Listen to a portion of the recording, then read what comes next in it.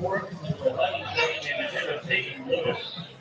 Heading fifth tonight for the Saints, number 27, right fielder Josh Allen. Heading sixth, number 16.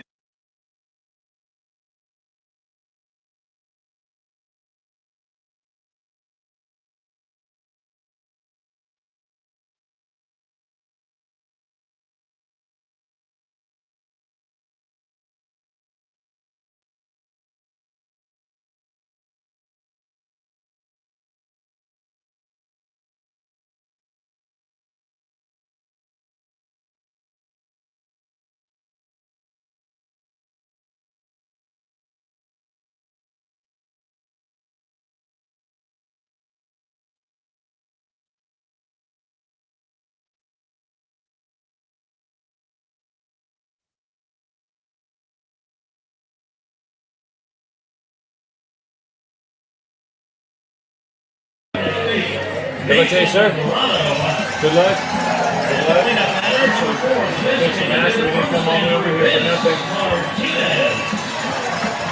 Batting fifth for the Blues tonight, wearing number 3, the third baseman from Cal Poly, Tate Sanderson.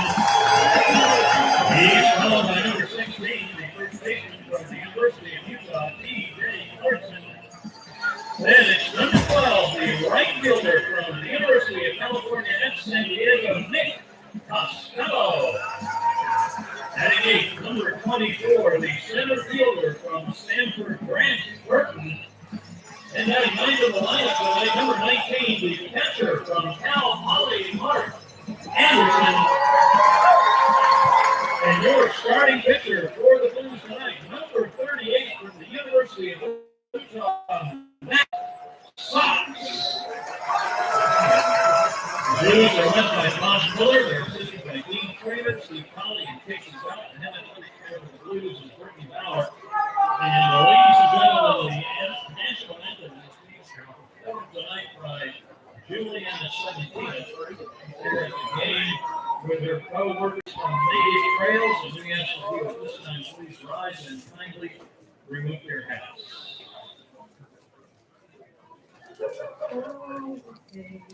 Can you see by the dawn's early light what so proudly we hailed at the twilight's last gleaming, whose broad stripes and bright stars through the perilous fight for the ramparts we watched were so gallantly streaming, and the rockets wrecked the land, loud thirsty, he never came through the night, that our flag was still there.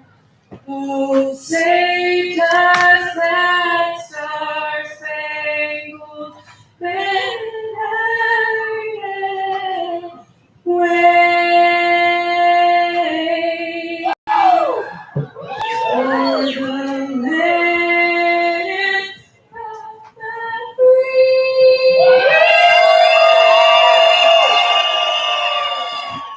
And the home of the brave. And with that, we welcome you back to Blues Baseball on the Blues Streaming Network. Hi again, everybody. We appreciate your patience with that hour-long delay. The umpiring crew is here. We are ready for baseball. Matt Sox is about to warm up for the San Luis Obispo Blues to face the Arroyo Seco Saints for the second time this year. It is the fourth matchup between the Blues and Saints. It's the second time Sox will start and pitch against Arroyo Seco. Hi again, everybody. I'm Zach Ibrahim here in the press box at Sinsheimer Park. It is another perfect day for baseball here in San Luis Obispo. Temperatures in the low 70s, starting an hour later than usual. Again, we apologize for that delay, but our umpiring crew decided to show up an hour late. But nonetheless, they are here. We are ready for baseball. And again, it is Matt Sox taking the mound for the Blues coming in with a record of 19-9, coming off of a loss last night in Santa Barbara. Blues fell by the score of 11-4. And it was a good start, an entertaining start. Through 3 innings, our score was 4-3, Blues with the lead. Until then, it would be all Foresters, as they'd score 8 runs unanswered and win by a final tally of 7. And with that, the Blues come in with a record of 19-9, tied for second place in the CCL South at 9-7 with the Santa Barbara Foresters, who they fell to last night. And with that, they take on the Arroyo Seco Saints. And there is not a hotter team in the CCL right now than the Arroyo Seco Saints. They've won 6 games in a row, all in conference, and have taken 8 of their last 10 overall. They're coming off of a 10-0 win over Conejo after losing to the Blues 5-4 back on July 3rd. They rattled off 5 wins in a row before a 1-run loss to the San Diego Waves snapped that streak. And with that, they bring their lineup of Connor Bradshaw, CCL All-Star, leading things off, the center fielder, followed by Jake McMurray, first baseman. Drew Cowley will man the hot corner, also a CCL All-Star, followed by Peyton Lewis, the man that leads this team in RBIs. He'll DH and bat cleanup. Josh Cowden, right fielder, bats 5th. Bo Willis will do the catching in the 6th hole. Jack Burden, left fielder, in the 7th hole. And Brandon Boning bats 8th and plays shortstop, followed by Jackson Cobb, rounding things out, the second baseman in the 9 hole. We are finally ready for baseball. Here's the first pitch from Sox to Bradshaw, and he attacks it. This is a matchup we have seen now. Sox, of course, started and pitched a full inning in the CCL Showcase game at MLB Youth Academy in Compton, and Connor Bradshaw led things off for the South. Swung on and missed. The count is 0-2 as we are underway in the top of the first here at Sinsheimer Park, an hour later than usual. But as I was saying, Bradshaw in Sox' last matchup with the Saints took him deep on the first pitch of the game. And with that, Sox would allow 4 more hits to take place in that game. That breaks low, ball 1.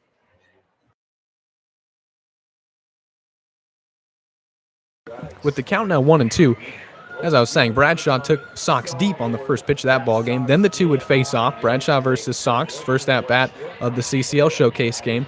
Sox would get him out, and trying to get him out there with an elevated fastball, and the count is even now at 2-2. We are just underway. Bradshaw leading things off for the Saints, and now the third time we will see Connor Bradshaw face Matt Sox.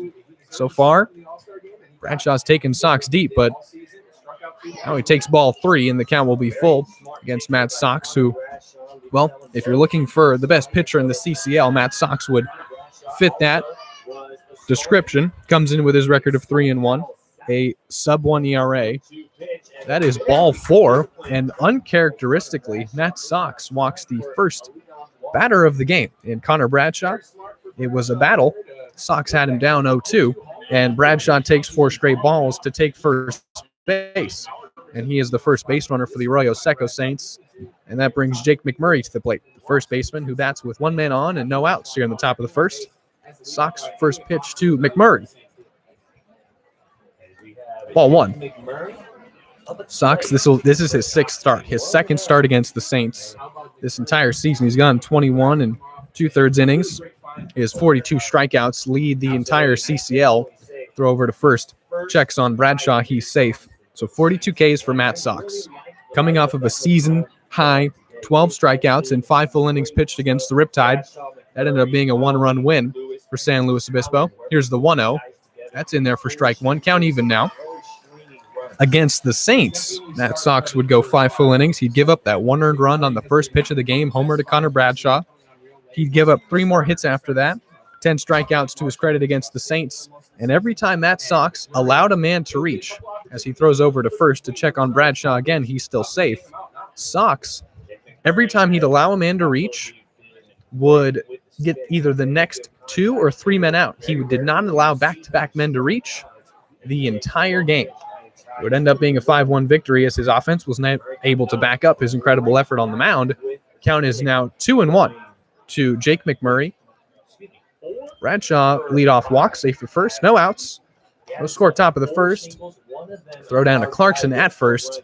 Tags Bradshaw, who's still safe. Count is 2-1 on Jake McMurray as we are underway here on the fly. Umpires are here, and baseball is finally being played. That's in there. 2-2 fastball. So Matt Sox tied for the lead in the South in wins with 3. Top 5 in that category in the entire CCL, but leads the entire CCL in strikeouts in a 2-ball and 2-strike count to Jake McMurray. Throw over to first again, checks on Connor Bradshaw. That's the 4th time Sox has thrown over, and McMurray stands in. Bradshaw, he took that walk. That was his 14th of the season. And that is ball 3. Matt Sox shakes his head, thinking that was a strikeout. But it is another full count. Second straight hitter facing a full count against Matt Sox. And this time it's McMurray bringing his average of 328 to the plate. Here's a payoff pitch from Matt Sox to Jake McMurray. Nope, first another throw down to check on Bradshaw. That is 5 times now. Sox trying to keep Connor Bradshaw honest, the CCL All-Star. Still awaiting a pitch to Jake McMurray with the count full.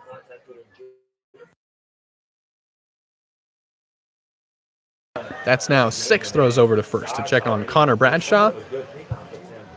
So last time Sox was on the mound, we mentioned his last start came against the Riptide, but the last time he was officially on the mound was in that CCL Showcase game. He had a 1-2-3 inning in the first and struck out 2.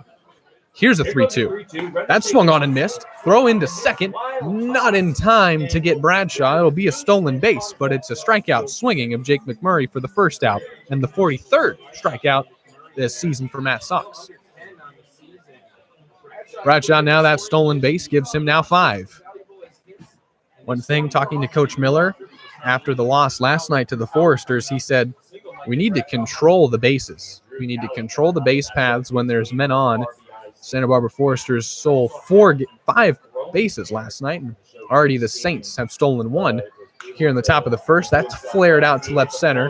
Burton will range on and make the catch as Grotto almost slide tackled Grant Burton. The two almost collide in left center, but Burton's able to haul it in.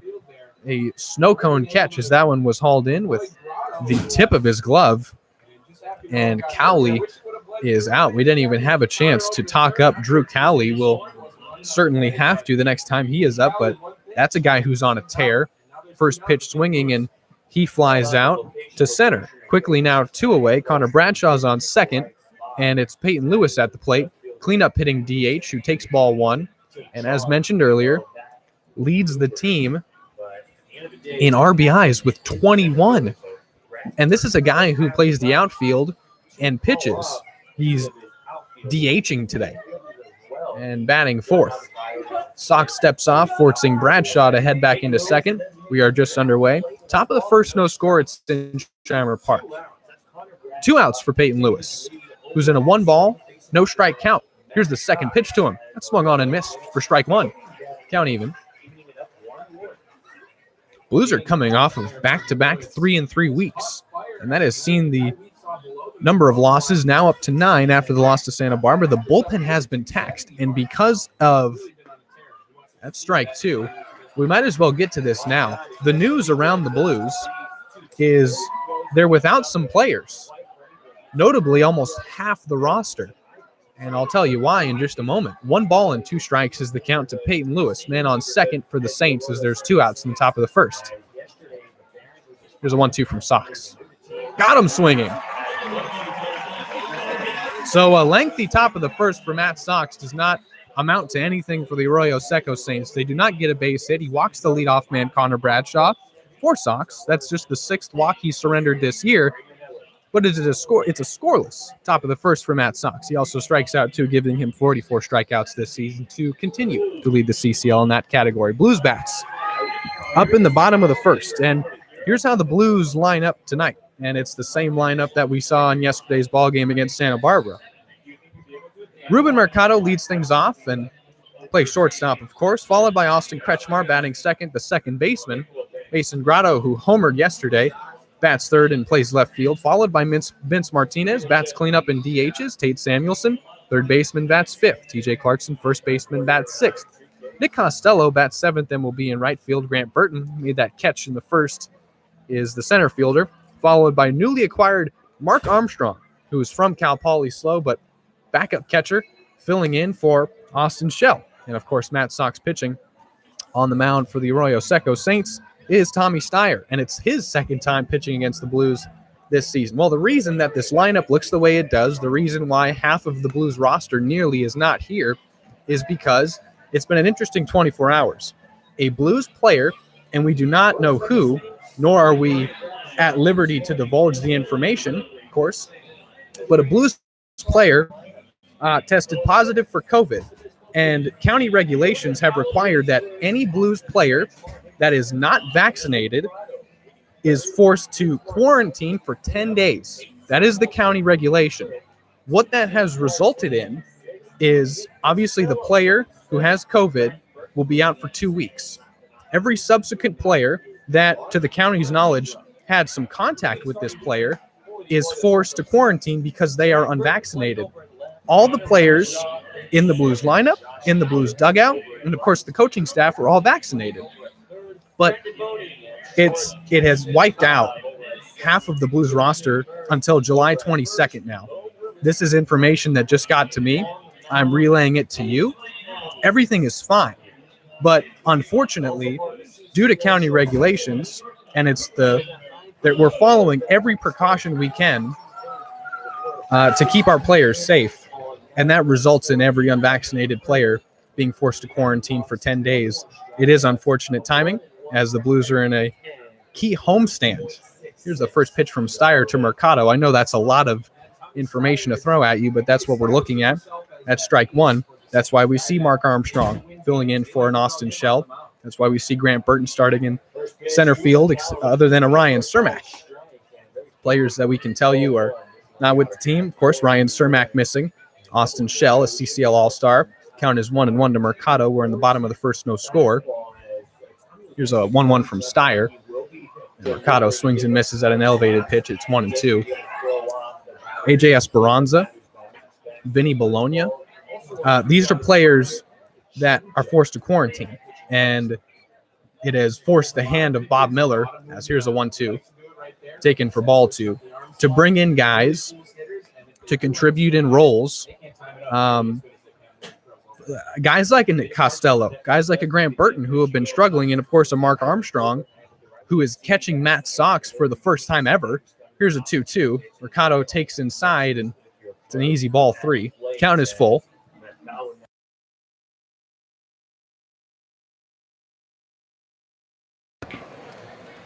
So it's a tough situation. It, of course, is bad timing. Blues tied for second in the CCL South, and you'd love to have a full roster. But here's a payoff pitch. Mercado hits one through the 5 and 6 hole. It's a leadoff single for Ruben Mercado.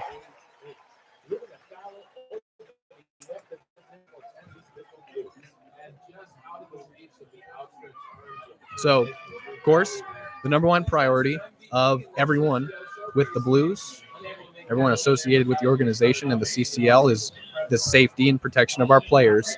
And that has forced them to be away from the team and quarantine until the 22nd of July. It has taken out nearly half of the Blues roster. The players playing and in the dugout are vaccinated. And Ruben Mercado, leading off for the third time this year, leads off this ball game with a single, and Steyer delivers ball one to Austin Kretschmar. Again, everyone is fine. We are still playing baseball. There's nothing to worry about. It's just unfortunate timing and unfortunate overall. Here's a 1-0. Mercado threatens to steal, and the pitch is way inside to the point where it hit Austin Kretschmar, and he'll take first base. Runners on first and second now for Mason Grotto. Steyer's got to settle down now. Grotto had a home run yesterday, one of the hottest hitters for the Blues. Start approaching the sand, look for those ground balls. Oh, here's the man of the hour, man of every hour. CCL All-Star Mason Grotto bats with men on first and second and no outs in the top of the first. Grotto is tied for third in the CCL in batting average at 386. First pitch to him is popped up, and the infield will have a look. It's Willis thinking he has a play, and he does not. It's strike one. Grotto's tied for third in the CCL in average and now tied for first in the CCL in RBIs after his two-run homer yesterday drove in RBIs number 32 and 33 for Mason. So he's now tied for first in the entire CCL in the ribby category. And he bats with men on first and second now. No outs and a 0-1 count against Tommy Steyer. Against the Saints this season, Grotto was 4 for 12 with 2 RBIs. It pitches away, and it's a 1-1 count. Talking to Coach Bob Miller about how he plans to build a lineup when you're missing so many key pieces. He said it's obviously got to be a next man up mentality, and our guys are ready for that. Here's a 1-1. Inside, ball 2. He said, think about the season we've so far. What's it been? A lot of comeback victories, a lot of slim one-run victories. It's been about overcoming adversity. It's been about overcoming adversity for the last year and a half in the world. And we're going to be pressed with that. Here's a 2-1. Grotto takes low, ball 3. He said, our guys are ready for it. I'm worried about still making the playoffs. That's our priority. And our players now that are going to get opportunities that they may not before this happened are going to force to step up. And he said, I can't wait to watch them flourish in their roles. Here's a 3-1 to Grotto. Grounds one through the 5-6 hole over the head of Cowley. Mercado rounds third. He'll be waved in to score. It's RBI 34 for Mason Grotto, and the Blues lead 1-0. He leads the CCL in RBIs. Finally, how fitting it is. An RBI single for Mason Grotto gives the Blues a 1-0 lead. Still men on first and second and no outs for Vince Martinez. That's a guy who the Blues are still happy to have. A guy who's still contributing. 3 RBIs in his last 2 games. He's now 5 for 13 with 3 RBIs against the Saints this season. And he is safe at first as Austin Kretschmar, who is hit by a pitch, is safe at second. Our score is 1-0 Blues. Bottom of the first, no outs. First pitch to Martinez, way inside, taken for ball 1. Steyer struggling off the bat. Tommy Steyer brings his record of 1-1 into play, an ERA of 3.66. 9 walks, 16 hits, 21 Ks to his credit. 2-seamer, 4-seamer, both in the high 90s. Slider, curveball, changeup. 1-0 to Vince Martinez. Swung on and hit up into center. Kretschmar will round third. Well, he'll actually be held. My mistake. Thought they might send Kretschmar from third, but he is safe, and so is Martinez with a single. It's the 3rd hit of the inning for the Blues. Bases are loaded with nobody out for Tate Samuelson. San Luis Obispo already leads 1-0. Blues are coming off of a loss, and that was well documented. In 2 of their last 3 games, they've been blown out.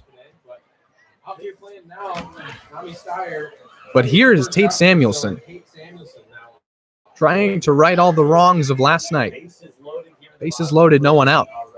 Steyer forced to deal.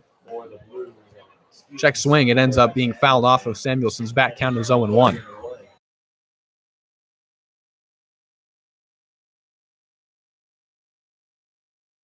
Samuelson stands in. 2-9 against the Saints this season with a walk. No RBIs yet. Chance to change that. Bases loaded, no one out. 0-1 to Samuelson is fouled off and out of play. Count is 0-2. That's another souvenir for a fan. We've got a packed house here tonight, and we're not at all surprised by it. Blues have been away from Sinsheimer Park for some time. I know I was happy to be back, and given this start, you can tell the Blues were as well. 0-2 to Samuelson. Bases loaded, no one out. Inside, ball 1. Blues already lead 1-0 against Steyer.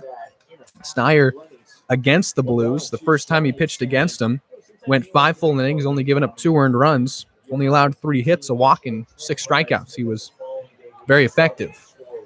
Trying to get out of this bases loaded and no outs jam here in the bottom of the first. Here's a 1-2 to Tate Samuelson. Fouled off to the right side as Tate stays alive, and the count and situation remain the same. It's 1 ball and 2 strikes to Samuelson. It is Martinez at first, Grotto at second, and Kretschmar at third. Mercado, who led off the game with a single, came in to score on a Grotto RBI single. That's why it's 1-0 Blues. Count 1-2 to Samuelson. Still no outs. Bottom of the first, bases loaded. Steyer looks in and deals. Samuelson lines one up. It's taken by Cobb. Toss on to short. It is a double play. They'll get 2 outs, and that's massive, but a run scores on the Tate Samuelson ground out. 4-6-3, an RBI. But with the bases loaded, Samuelson grounds into a double play, plates a run in the process. And for Tate, that'll give him now 19 RBIs on the season. Blues lead 2-0. Runner on third now for TJ Clarkson, who last night walked 4 times, and he takes another ball. TJ has not had a lot to swing at in recent at-bats. He is the only Blue that has walked at least 3 times in 2 games. Last night, walked 4 times. 1 ball and no strikes, 2 outs, bottom of the first. Swings at that one and fouls it away. The count is 1-1. Runner on third is Mason Grotto. Man at the plate is TJ Clarkson. There's 2 outs in the bottom of the first, and our score is 2-0 Blues. That double play was absolutely massive for Tommy Steyer and loosened him up for sure. Here's a 1-1, dealing outside to Clarkson. If anything, Steyer has struggled with a bit of control, and anytime he's thrown something in the zone, the Blues have capitalized on it. That's why they lead 2-0. RBIs for Grotto and Samuelson in the bottom of the first. Way inside, and the count is 3-1 to TJ Clarkson.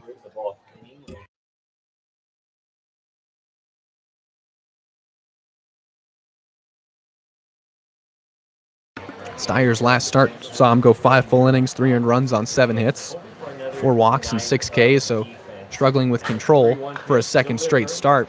That one is over the plate. Clarkson fouls it off to the right side, and the count will be full. Blues get busy in the first, have plated 2. They lead 2-0 over the Saints and have already given Matt Sox a cushion. We don't expect Matt, no matter how efficient he is, to go more than 4 innings. Payoff pitch outside, and in his last 6 at-bats, TJ Clarkson has walked 5 times, and he is safe at first. And Costello comes to the plate. It's actually his last 5 because TJ came in to pitch last night in the blowout loss to the Foresters. And there's going to be a conversation on the mound now with Tommy Steyer, who has now on the season walked his 10th man, runners at the corners on first and third for Nick Costello. For Clarkson, in his last 5 plate appearances, he has walked all 5 times.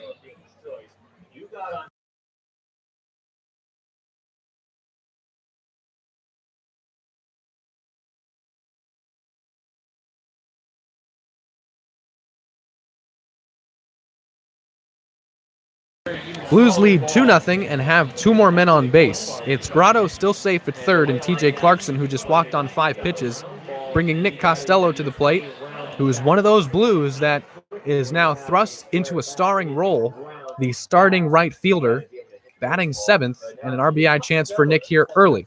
That pitch is not competitive. It's outside, ball 1. Steyer still trying to get out of this everlasting bottom of the first. Sox struck out 2 in his first inning of work. Only allowed 1 base runner as he walked the leadoff man. 1-0 to Costello. Outside, ball 2. Costello now. This outfield, other than Mason Grotto, who's in left field today, are 2 guys that, given their lack of at-bats, we would not typically see them starting. Here's a 2-0. Costello outside, ball 3. Nick Costello has also had very productive at-bats in his opportunities when he pinch hits or when he starts. Breakout game for Costello came last time we were in Thousand Oaks. And Costello is in a 3-0 count. Runners at the corners for the Blues. There's 2 outs in the bottom of the first, and it's 2-0 Blues.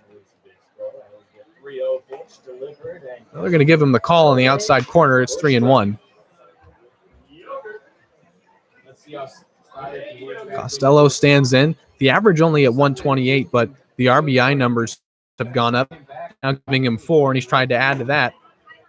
Same pitch, same place, and they give him the same call. Count full now. Costello was ahead 3-0. Steyer's thrown back-to-back strikes. Count full to Nick Costello with runners on first and third. 2 outs in the bottom of the first here at Sinsheimer Park. Costello has also walked 12 times. Runner takes off, and now he's walked 13 times. The bases are loaded again. for Grant Burton.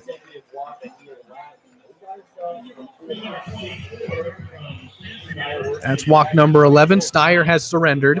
It's Grant Burton at the plate.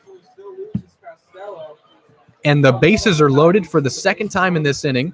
First time we saw Tate Samuelson ground into a double play but score a run. Can't ground out here. Burton with the bases juiced. 2 outs, bottom of the first. Already 2-0, slow. Swung on and missed, strike 1. That's where Burton has struggled. The average at 80. That's right, it's 80. He's got 2 hits. Both are home runs. But in his limited time as a Blue, this is just his 10th game, he's struck out 16 times. That's where Burton has struggled. Awaiting an 0-1 from Steyer. And that is strike 2. And for Burton, you're thinking you can't catch a break. You swing and miss at what might have been ball 1. And then in the 0-1 count, Steyer delivers an off-speed pitch that falls over the plate. 0-2 to Grant Burton. Bases loaded, 2 outs, bottom of the first.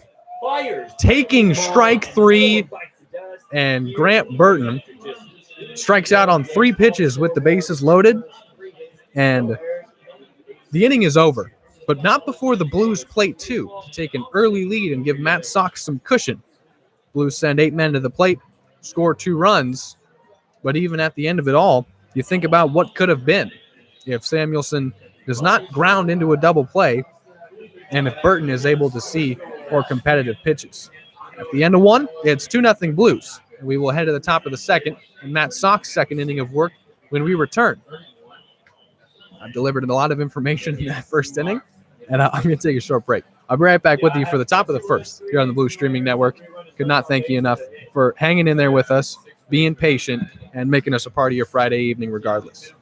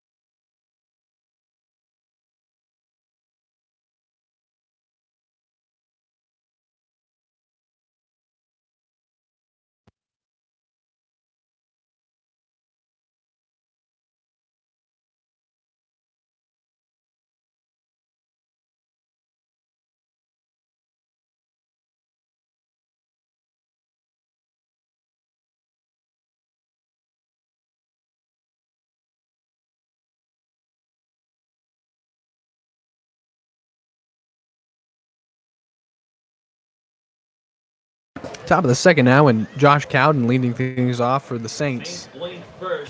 That is ball 1 to Cowden. Well, Josh Cowden, another CCL All-Star from the Arroyo Seco Saints. Both these teams, the Blues and Saints, as that swung on and missed for strike 1.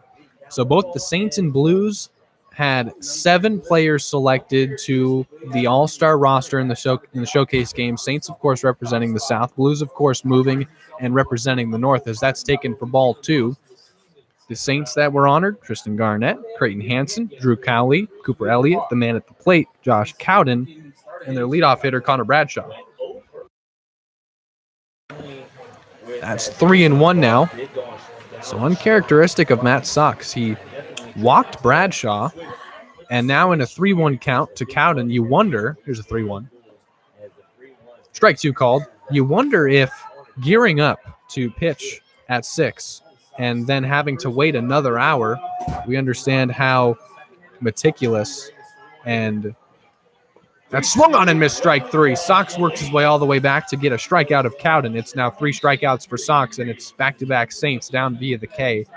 But you wonder, we understand what starting pitchers put into their preparation. They might have a set routine that they want to take part in before they start. We understand that given Matt Sox' success, that he may have one, and that's disrupted with an hour-long delay. But so far, curveball delivered, strike 1. He looks just fine.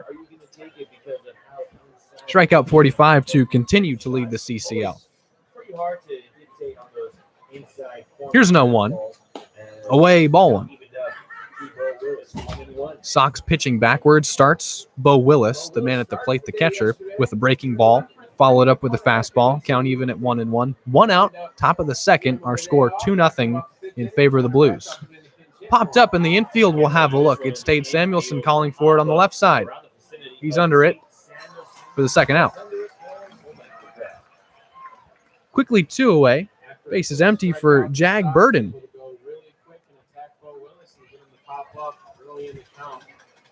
Two down really quick on this top of the second for the Saints. Hopefully Jag Burden try to That's Sox part of this Blues pitching staff that has seen the team ERA go up a bit. First pitch from Sox to Burden is in there for strike one. Off speed again on the first pitch. And getting ahead 0-1 on Jag Burden. No balls and 1 strike. No balls and 2 strikes. Combined ERA for this Blues pitching staff is 3.91. It was much lower before the previous 3 games, but in 2 of their last 3 losses, they've given up 11 runs and 14 runs. Here's an 0-2. Well, all right. Ball 1. 1 ball and 2 strikes now. The count to Jag Burden. 2 outs, top of the second. No one on. Burden's first time facing Matt Sox this evening. And here's a 1-2. Swung on and missed strike 3. That's more like it. Got him swinging. It's 4 Ks for Sox. All have been swinging, and that's a 1-2-3, top of the second. Blues still lead 2-0. Their bats will be up in the bottom of the second trying to tack on. It'll be Mark Armstrong, newly acquired catcher from Cal Poly San Luis Obispo, leading things off for the Blues in their home half of the second. Already leading 2-0. When we come back, we'll tell you more about Mark Armstrong when we return. Thanks for hanging out on the Blue Streaming Network.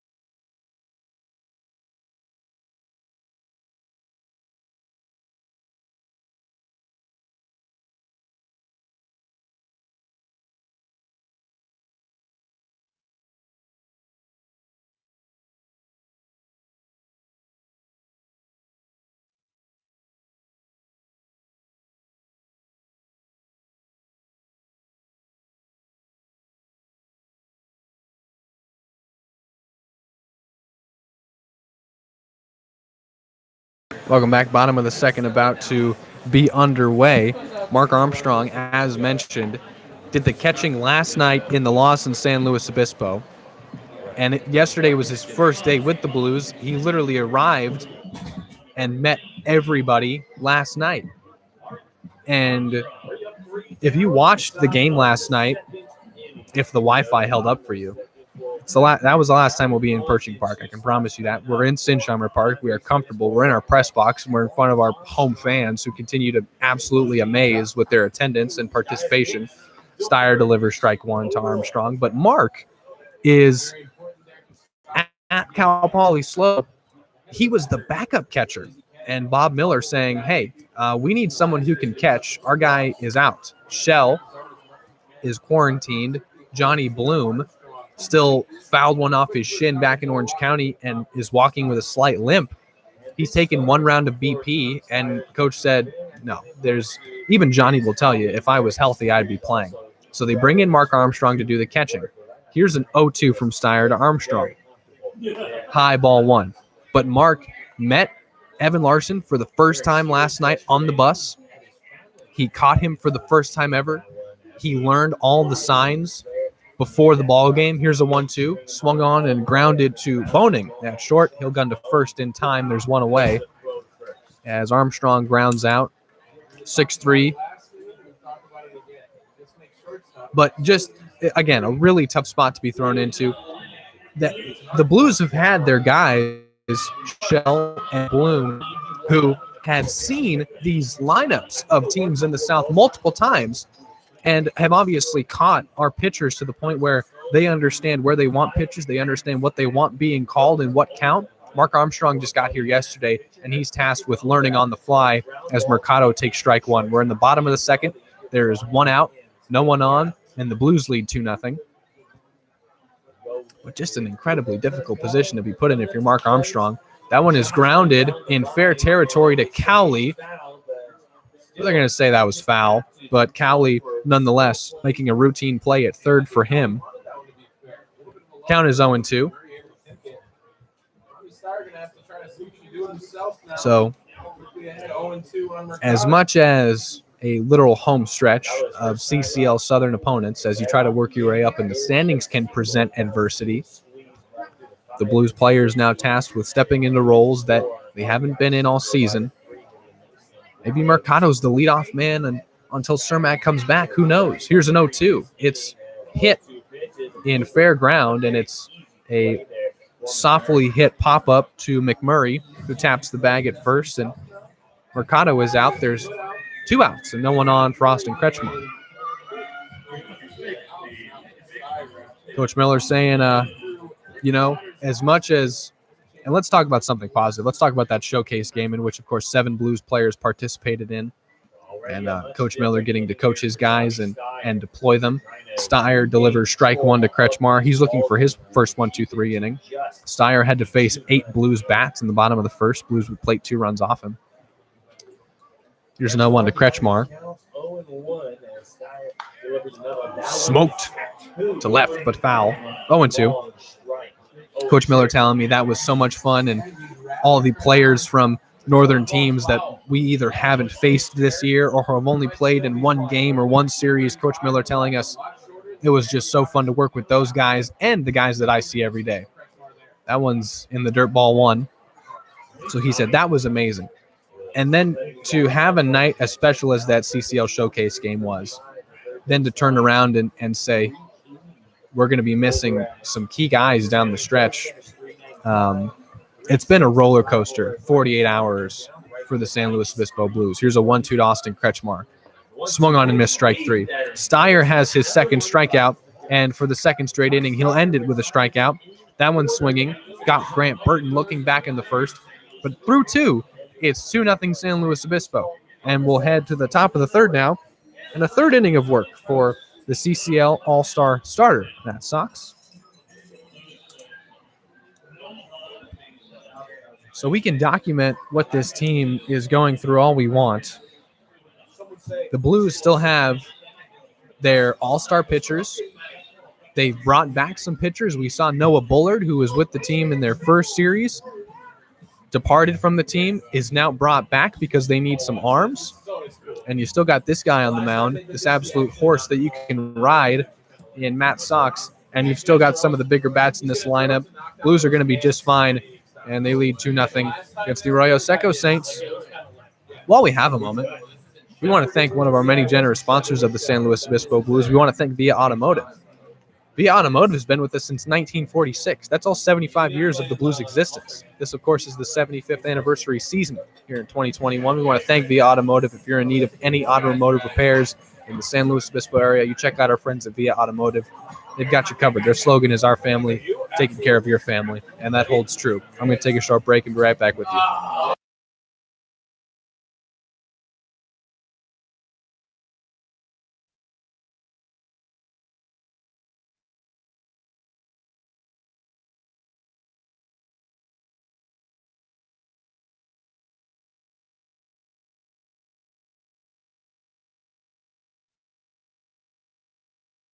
Told you it'd be short.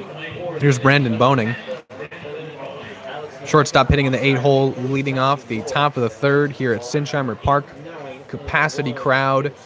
You can tell that the fans were eager to watch the Blues, and they're out in full effect, full swing here. That's ball 1 to Boning.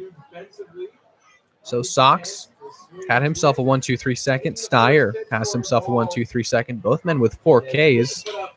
That one is sent out to left center. That one's carrying, and no Blue is going to get to it as it drops to the wall. And Brandon Boning has himself a leadoff double in the top of the third. It is the first hit for the Arroyo Seco Saints and their first man in scoring position. For the Saints, took a little while, but now pretty much back to that leadoff spot. Jackson Cobb in the 9th spot. So Boning, with his average of 247, that's his 5th double this season, and he is in scoring position for Jackson Cobb, who brings his average of 328 into play. This is the guy in the 9 hole. He's got 22 hits. He's got 13 RBIs and 12 walks. Only thing is he's a bit prone to the strikeout, and Matt Sox will look to continue that trend for him this season. Nonetheless, Cobb bats with a man in scoring position. That's Boning, who just doubled at second base. And no one out in the top of the 3rd. Saints trail by 2 to San Luis Obispo. It is Sox versus Cobb for the first time this evening. And here is the first pitch. Righty on lefty. Sox will check second and now deal. Bunt down, and Samuelson digs it out of the grass. Guns to first.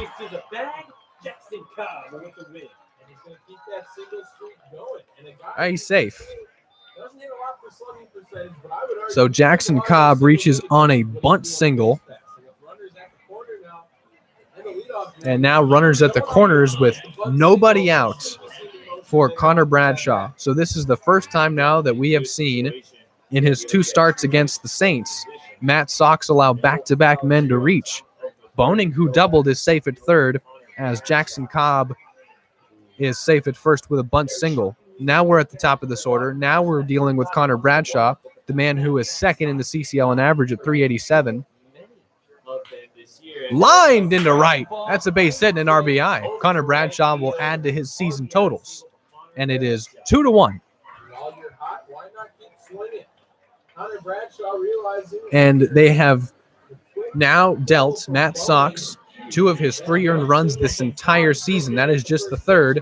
2-1 is our score as Boning comes in to score on the Bradshaw RBI single. There's men on 1st and 2nd now with still no outs in the top of the 3rd. Our score is now 2-1. Bradshaw continues to scorch. He adds a 20th RBI to his season total. This one is lined off the bat of McMurray to short, to 2nd, to 1st. It's a double play. And they'll get 2 quick outs. McMurray grounds into the 6-4-3. That's big. And that'll bring Drew Cowley to the plate, who is arguably the hottest bat in the CCL. Drew Cowley was named the defensive player of the game in the CCL showcase because of a couple incredible plays he made down at the hot corner. This is the Saints' 3rd baseman batting 3rd with 2 outs and a man on 3rd. Cowley is riding a 13-game hitting streak, including a 5-game stretch in which he had 12 hits and 13 RBIs. He's had 13 RBIs during this 13-game hitting streak. The entire season, he has 15. This is a guy whose average is the 2nd highest it's been all year. And we're in game 30 almost. That's strike 1 from Sox. His average is currently 4th in the CCL in average. We have 3 of the top 4 guys in average in the CCL playing in this game. And one of them just took strike 1. One of them is in an 0-2 count now to Matt Sox. It's 2-1. Blues still with the lead. And on 3rd is Jackson Cobb, who bunt singled. Connor Bradshaw. Excuse me, it's Connor. Is it? Yeah, it's Jackson Cobb at 3rd. I was right. Bradshaw made this a 2-1 ball game. McMurray grounded into a double play, and here's Drew Cowley looking to extend his hitting streak and drive in a run from 3rd. But here's an 0-2 from Sox, and it's low for ball 1. Really shows them that a lot of these scouts.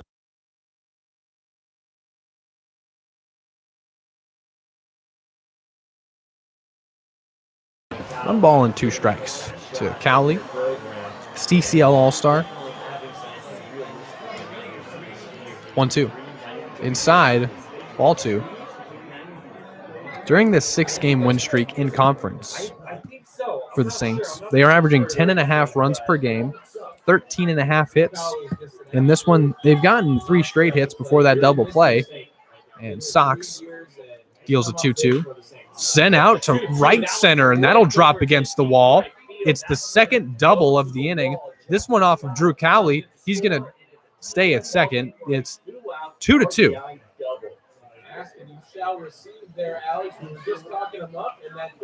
So Cowley now extends his 13-game hitting streak to 14.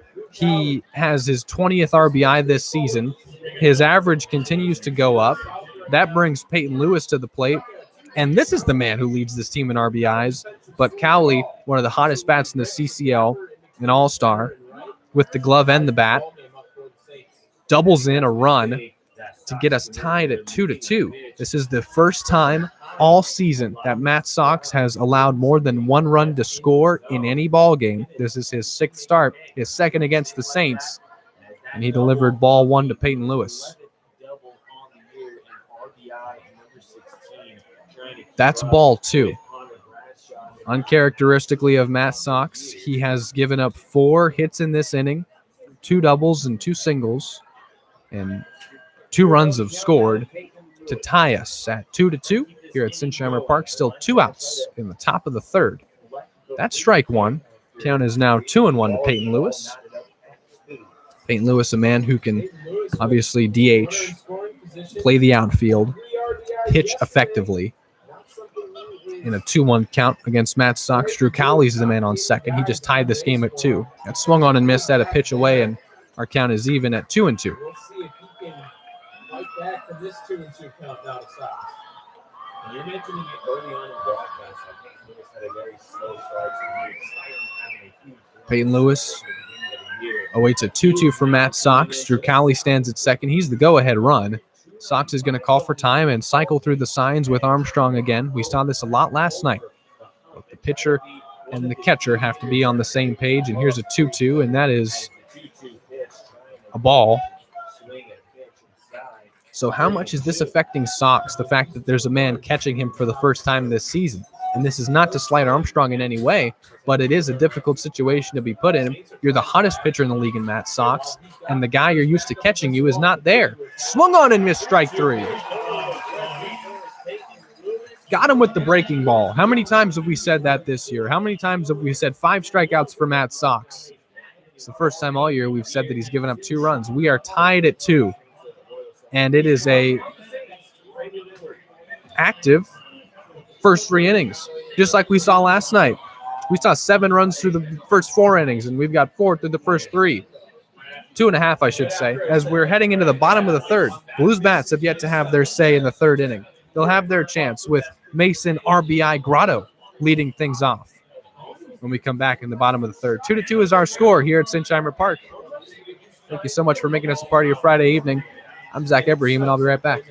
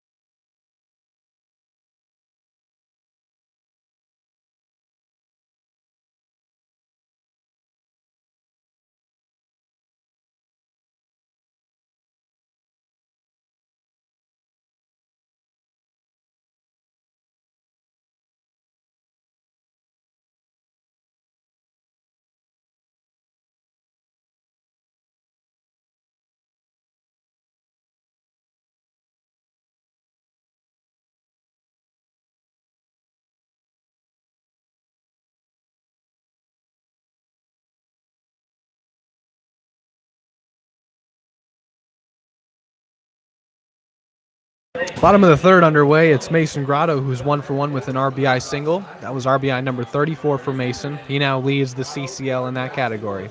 Here is the first pitch from Steyer to Grotto. It's taken for ball 1. Also asking Bob Miller, in the midst of this situation in which you have players quarantined, key pieces out. Here's a 1-0 to Grotto.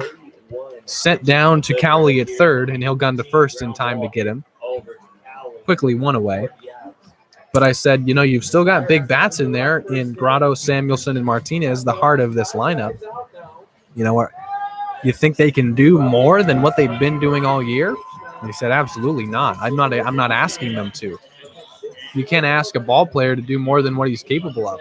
These players are capable of being outstanding in terms of hitting for power, hitting with runners in scoring position, and getting on base in general. And I'm just going to count on them to continue to do that. That's all they need to do, is continue doing what they've been doing for us to win. This one's grounded to Cali for a second straight play. He's been busy in the inning. He'll gun to first, and that's the second out. And I love that sentiment, honestly. Made me feel like I asked him a dumb question. That's the case a lot of the time. Here's Tate Samuelson batting with no one on and 2 out in the bottom of the third. He grounded into a double play, but drove in his 19th RBI this season in the process. After batting with the bases loaded in his first at-bat, he bats with the bases empty and lines one into left. And it's a single for Tate Samuelson. Bringing TJ Clarkson, the man who has not seen a strike in 48 hours. He's walked in his last 5 plate appearances. Obviously walked in the bottom of the first. Bats with 1 man on and 2 out here in the bottom of the third. Our score is 2-2.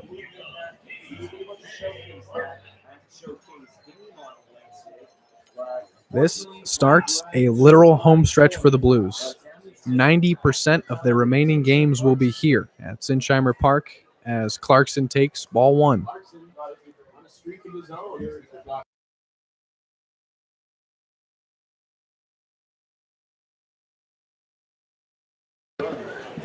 One 0 to TJ Clarkson. And generous strike call. It's 1-1 now. Clarkson, 5 straight walks. 1 ball and 1 strike, the count from Tommy Steyer, who had his work cut out for him in the bottom of the first. Samuelson takes off for second. Throw into second is not in time to get him. So he'll be in scoring position. For Tate Samuelson, that is stolen base number 4 for Tate. He now finds himself in scoring position as Clarkson, guess what? He took a ball. 2-1 the count. 2 outs, bottom of the third. 2-2 our score between the Blues and Saints for the 4th time this year. 2nd time at Sinsheimer Park. Here's a 2-1 from Steyer. Clarkson takes outside ball 3. It's got to be fun to get on base, but it can't be fun to not see a strike. Of course, it's good to pass the baton off, but if you're TJ, you're thinking, come on now. Here's a 3-1 to him. Strike 2. Count is full to TJ Clarkson. Tate Samuelson's on second. 2 outs, bottom of the third, in a 2-2 ball game. If Clarkson is to reach, Nick Costello would be due up. We are tied at 2, bottom of the third. Sinsheimer Park, temperatures dipping below the 70s. It's sweatshirt time already. Payoff pitch. In there, strike 3 called, and I don't blame Clarkson for taking that one. That had a ton of movement on it. It went from ball 4 to strike 3 pretty quick. And it's a strikeout looking for TJ Clarkson. 2nd time that Tommy Steyer has ended an inning with a backwards K. 3rd straight inning in which he's ended it with a K. Blues get 1 hit in the inning and a stolen base from Tate Samuelson. Clarkson strikes out looking, and 2-2 is our score as we'll head to the top of the 4th. And the day is done for Matt Sox. It's Kyle Wish on the mound. We've seen Kyle start his past 2 times on the mound, as Sox only gets through 3 because of the fact that he pitched in the showcase game.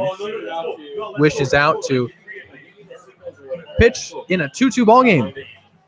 We'll be back with Kyle Wish's first inning of relief when we return in a tie ball game here at Sinsheimer Park. Thanks for hanging out.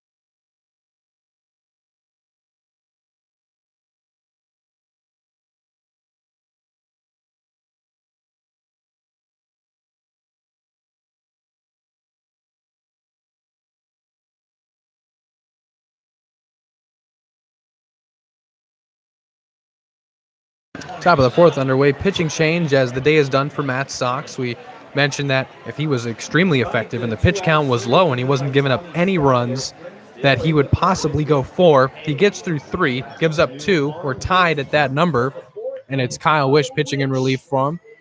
Sophomore at USC, hometown of Clarendon Hills, Illinois. Comes in with his record of, well, he doesn't have a win or a loss. He's got an ERA of 1.71, though, and that'll get the job done. He is dealing to Josh Cowden, ball 1. That's strike 1. Count even now. No outs, no one on. Top of the fourth, tie ball game. Last time we saw Sox go out, he pitched a 6-inning start in which he gave up 3 earned runs on 6 hits, struck out 6 against the Conejo Oaks. It was his second straight outing against the Conejo Oaks. That's ball 2. Count is 2-1 to Josh Cowden. Kyle Wish has pitched in relief against the Saints, and when he did, back on June 23rd, as here's a 2-1 that is sent out to center. Burton has to range back now. He's sprinting back, and he's making the catch. What a catch from Grant Burton. He's made 2 extremely difficult plays out in center, and that is the first out, a fly out to center of Josh Cowden.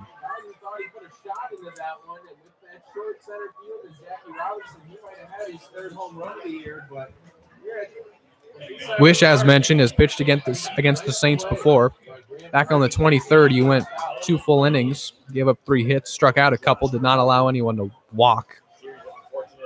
Here's a Bo Willis. Here is Bo Willis, and that's ball 1 to Willis. And doing the catching today for the Saints. Bats with 1 out and no one on in the top of the fourth here in San Luis Obispo. 1-0 from Wish. Ball 2. Kyle, of course, pitched in the showcase game. He is a CCL All-Star. This is his 8th appearance. It's his 5th out of the pen. That's the role we saw him in early, going an inning, maybe getting 3 outs, maybe getting 6. That was kind of his specialty as he delivers ball 3 to Willis. We saw Wish as that guy that could give you length out of the pen, length as in 6 outs, and he did that effectively up until he was asked to start with the injury to Austin Teixeira. 3-0. Ball 4. So Willis reaches. It is the second walk of the day for the Arroyo Seco Saints, and it's a man on first in the form of Bo Willis for Jag Burden, who struck out his first time up. He's 0 for 1.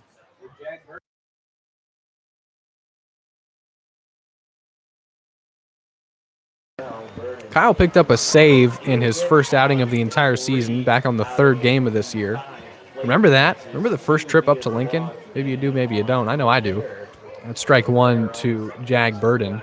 But he picked up a save in a 2-inning outing. He got 3 outs in the 8th, and 3 out in the 9th, and picked up his first save. Has not gotten one since, but has not been asked to since. He's been more of a middle relief pitcher and, of course, a lengthy starter. In his 2 starts, he's gone 5 innings and gone 6. Dean Traynor trusting his guy to go deep into ball games, and that's a 1-1 count now to Burden. This is a Blues bullpen that's been a bit taxed lately. We saw some guys come in the game in Santa Barbara last night that were coming in to simply get reps. 1-1. Strike 2. Wish features a 2-seamer with some sinking action, a disappearing slider, changeup, and curveball. Kyle showed every pitch off in that CCL showcase game. 1 ball and 2 strikes. 4th meeting between the Blues and Saints this year. 1-2 from Wish. Inside and taken for ball 2. So it's Mark Armstrong's first time catching Matt Sox. Now it's his first time catching Kyle Wish, and it will go this way as these new pitchers come in. It really is fascinating how they're going to work this out. Mark Armstrong met Kyle Wish yesterday. 2 balls and 2 strikes. It's like it's the beginning of the season all over again. Swung on and missed for strike 3, and that is a huge second out. Now 2 outs in the top of the 4th here. Well, Willis is still safe at first after walking, and Brandon Boning, who is 1 for 1 with a double, steps to the plate now. He came in to score on a Connor Bradshaw RBI single. That was the first run of the game for the Saints. Another run later, we're tied here at 2-2. in the top of the fourth with 2 away, 1 man on, and Boning at the plate. Kyle Wish now has the goal is to just a tie ball going 2-2 to allow their offense to come into First pitch, swung on and missed. Wish, whose last start, you talked to Coach Miller, you told him I didn't expect him to go 6 full. Dean thought he was capable of doing so. He, of course, did and was effective. Even after giving up 3 earned in an inning, he would come back and get back-to-back 1, 2, 3 innings to allow him to go 6 full. But that is one thing that Kyle has earned from this coaching staff, and that is trust. Nothing in 1 pitch is high. Count now 1-1. Wish dealing to Boning. He's already 1 for 1 with a double. There's 2 outs in the top of the fourth, and we're tied at 2-2. Last time the Arroyo Seco Saints were here, it was the biggest crowd of the year. There were 1,800 people in the stands. As that one's popped up, and it's in right field now for Costello. That retires the side. Kyle Wish works around the walk to Willis. Strikes out Burden and gets Boning to fly out. That does it for the Saints half of the fourth. We will head to the Blues half now and see if Tommy Steyer is still on the mound or if there's a pitching change. Nonetheless, 2-2 is our score here at St. Scheimer Park. It'll be Nick Costello leading things off for the San Luis Obispo Blues when we return. Home half coming up, 2-2 our score. Thanks for hanging out.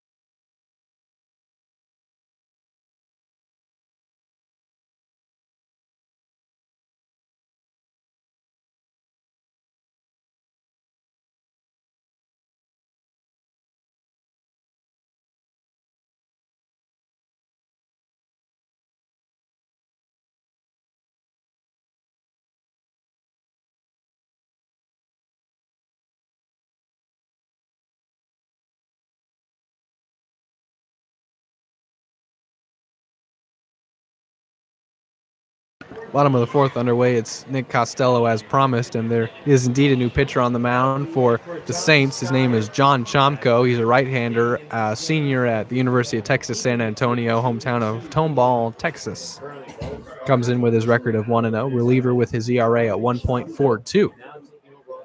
It's been very effective, and will be asked to go a couple against this Blues lineup that has plated 2 off of Tommy Steyer. Saints plated 2 off of Matt Sox, and that's where we are, dead even in the bottom of the fourth. Costello taking ball 1. No one on and no one out. 1-0. Taken in the dirt ball 2, and when you look at the numbers for John Chomko. Only 2 earned runs, and those came in back-to-back appearances against the Conejo Oaks. So the Oaks have gotten 2 runs off him. Everyone else is not even scratched. Strike 1 to Nick Costello. Count is now 2-1. His last time out was on the 9th against the Santa Barbara Foresters. He picked up a win in his 2 2/3 innings pitched appearance. Only gave up 2 hits, a walk, and 4 strikeouts. That swung on and missed. Strike 2. Costello walked in his first at-bat. That came in the bottom of the first. His walk loaded the bases. 2 balls and 2 strikes. Excuse me. No outs. Bottom 4. Swung on and missed. Strike 3. Costello down swinging. And it is the back-to-back Blues have struck out against Saints pitching. That'll bring Grant Burton to the plate, the man who struck out on 2 pitches in his first at-bat. So Chomko, who gets his 23rd strikeout of the year, deals with Costello. Now we'll have to deal to Grant Burton. No one on and 1 out. 2-2 our score. Bottom of the 4th. First pitch from Chomko to Burton is swung on and missed. Grant Burton, outfielder from Stanford, has made 2 tremendous plays in center so far in this one, saving some hits and certainly saving extra bases on his last catch out to dead central. 0-1. Swung on and hit out to left, but on a line and caught by Jag Burden.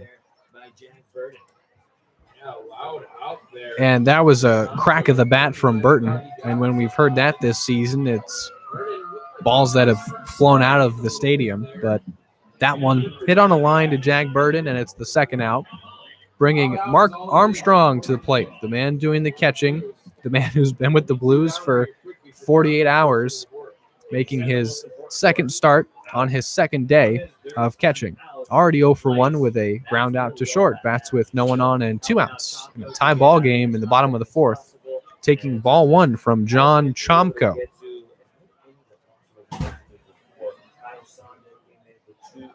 Chomko's 8th appearance on the season. He's given up 10 even hits. 8. 8 hits. That's strike 1 and the count's even. His ERA is the lowest it's been all year. Of course, it started at 0, but with only the 2 earned runs coming in late June, he's been extremely effective in the month of July. That swung on and missed. Strike 2. 1-2. 2 outs. Bottom 4. Chomko. Armstrong fights one off. Still 1-2. So the Blues, both the scoreboard's even. 2 runs for both teams. 4 hits for both teams. 1 ball and 2 strikes. Armstrong awaits another pitch from John Chomko.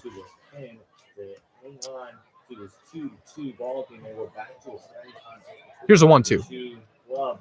That gets away, and it's ball 2.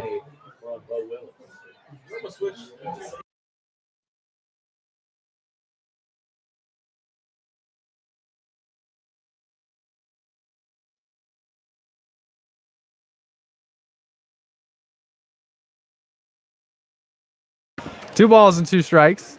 There it is. Thank you. That's grounded to short and just beyond the reach of Boning.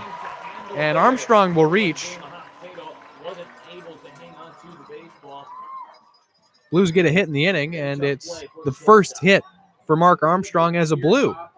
Now I have the attendance sheet in my hand. What is the attendance tonight? I'm going to take a quick peek around. Blues have 1 man on and 2 outs for Ruben Mercado.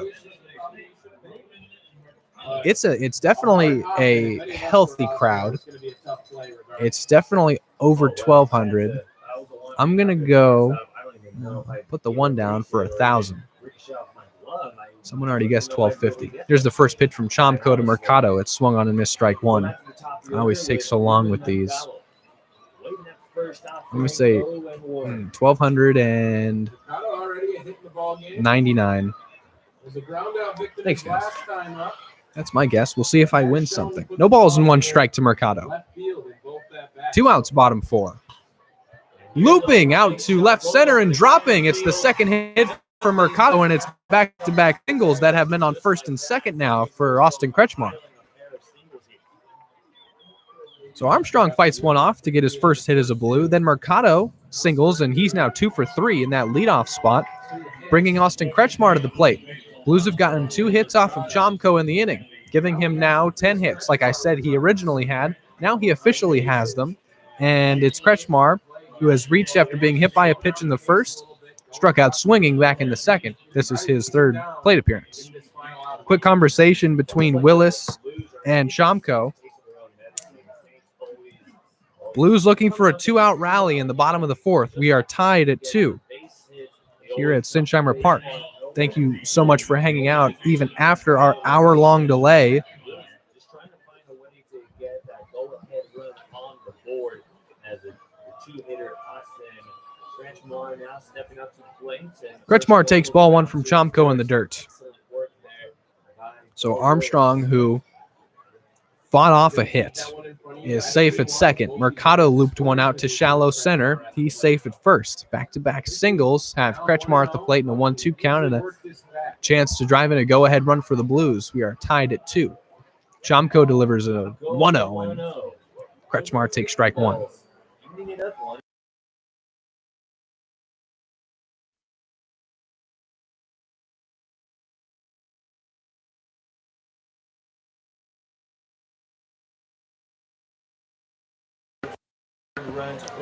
One ball and one strike. Kretschmar softly hit to Boning at short. He'll toss to second, and that'll end the inning.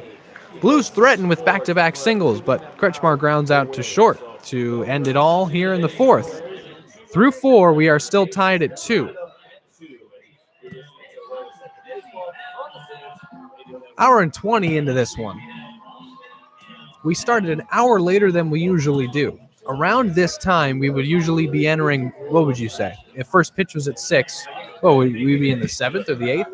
We're going to head to the 5th, and we couldn't be happier to have you along with us, even after an hour-long delay. And your patience is much appreciated, especially on my end.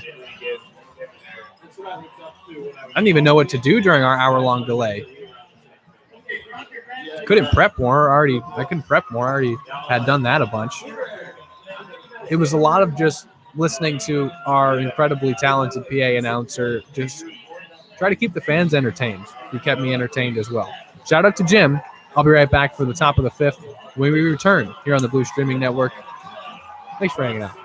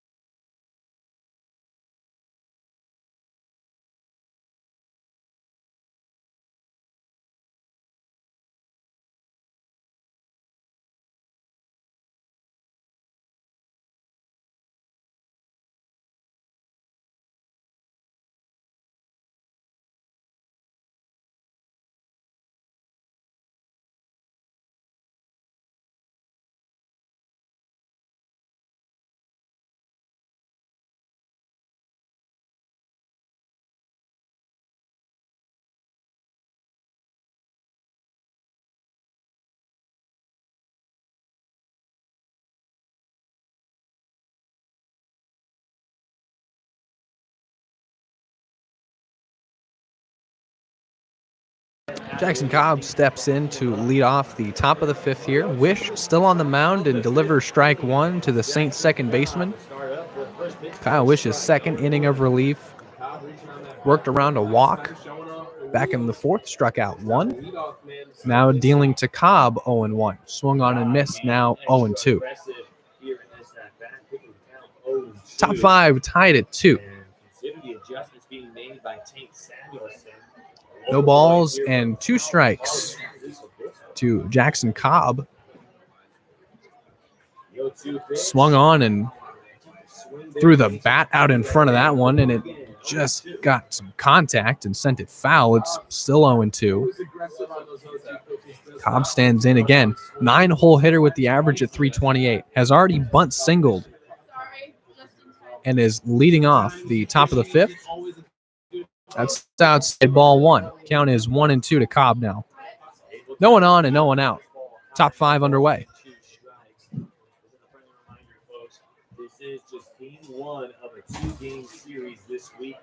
Ooh, check swing. Did he go around? They'll say he did, and he is down on strikes.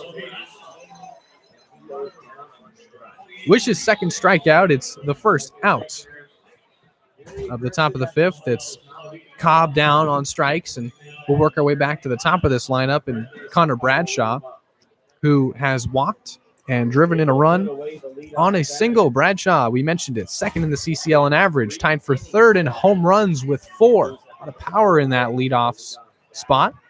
Takes ball 1 from Wish. Since June 24th, he's had 7 multi-hit games. 7, 1-0. Fouled off and sent to left. Count even at 1-1.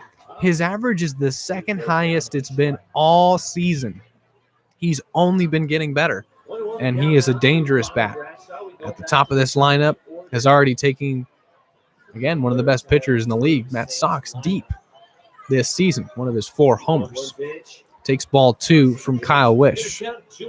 Bradshaw walked to lead off this ball game and then singled in a run in the 3rd. That was the first run the Saints scored. A run later, we're tied at 2, and we're in the top of the 5th. There's no one on and 1 out. 2 balls and 1 strike. Hit to Mercado at short. Takes a couple hops, finds its way in his glove, and on to Clarkson. And there's 2 out.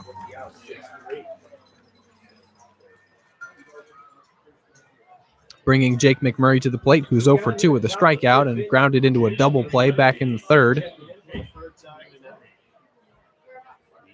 McMurray, the first baseman, batting with 2 out in the top of the 5th in this tied ball game here in San Luis Obispo. It's cold here now. Jackets are out, blankets are out. That is ball 1 delivered to McMurray. I threw my sweatshirt on in between innings, as did everyone in the press box. Still a beautiful night for baseball. 1-0 the count. Now 2 balls and no strikes. To McMurray. No one on in the top of the 5th. Sun has set. Sky is a faint purple.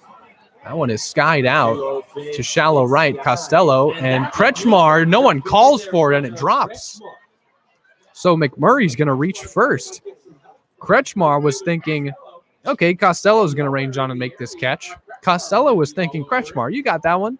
No one called for it, and it drops for McMurray. Texas leader single there for Jake McMurray. Keeps the inning going. They hand it out.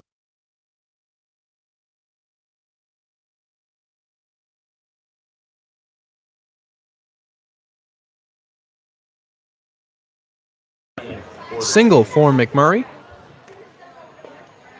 And that's ball 1 now. What hurts with that is what could have been a 3rd out and a second one and another 1-2-3 inning for Kyle Wish. You now, with a man on first and 2 outs, have to deal to Drew Cowley, who's now riding a 14-game hitting streak after he doubled in the tying run of this game. 1-0 to him. Now outside ball 2. Drew Cowley, who, like every other CCL All-Star, got their fair share of national TV time on Bally Sports West, was interviewed after the game was over. He was the defensive player of the game. They did a pitcher of the game, a defensive player of the game, an offensive player of the game, and Drew Cowley, after a couple tremendous plays at 3rd, was interviewed on national television. And here is a 2-0 pitch to him, taken for strike 1. Wish dealing to Cowley with a man on first and 2 outs and a tie ball game in the top of the 5th. 2-2.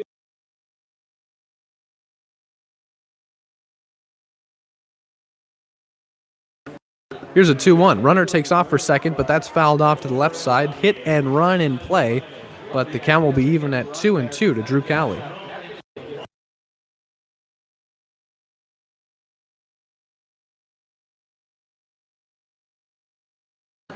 McMurray, who considers his presence at first base a gift right now, as the ball was not caught in shallow right. Count is 2-2 to Drew Cowley, and Wish will deal. Righty versus lefty. Here's that 2-2. That's outside, ball 3. Wish has gotten 5 outs out of the pen. Curious to see how many innings they would like him to go. You'd think 3+. This is a guy who's pitched 6 innings, of course, starting that game, but maybe he'll be asked to go 4. Bob Miller saying, we'd like to deploy only 3 arms tonight, and we'll see if that is still possible. Here's a payoff pitch.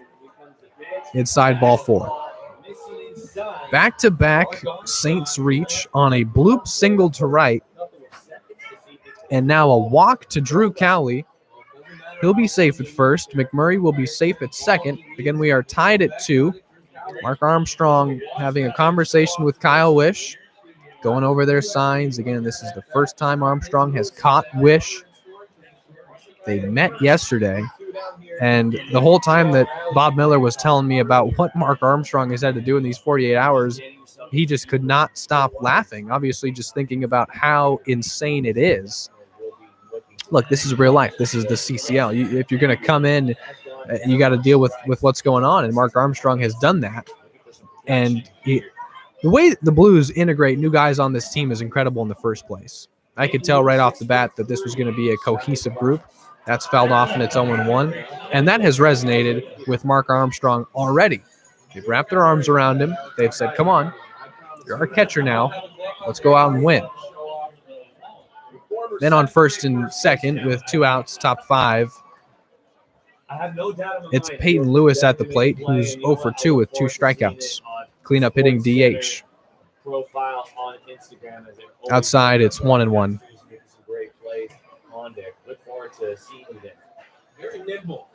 Wish, who in his first start this entire season said that it was his first start in over 2 years, and what made it such an effective outing for him was the use of his changeup. Said he had not thrown it maybe more than 5 or 6 times out of the pen in his appearances. That's strike 2. Said that my changeup was part of the reason why I was so effective, and he said that is something I can take from this start and implement it in either my next start, which I'm sure he did, or my next appearance out of the pen. As of right now, 1 ball and 2 strikes to Peyton Lewis. Popped up into shallow left. Grotto ranges on to make the catch, and the side is retired.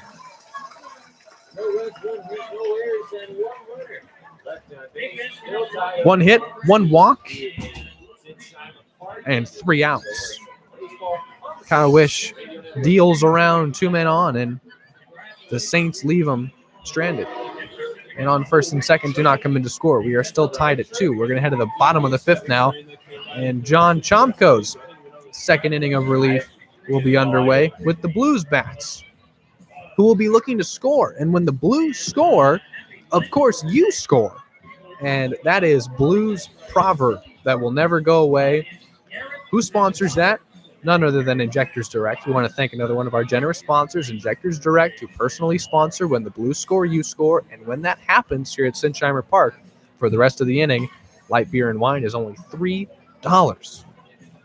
How did we keep the fans entertained with an hour-long delay? Well, for that hour, it was Blues score, you score pricing.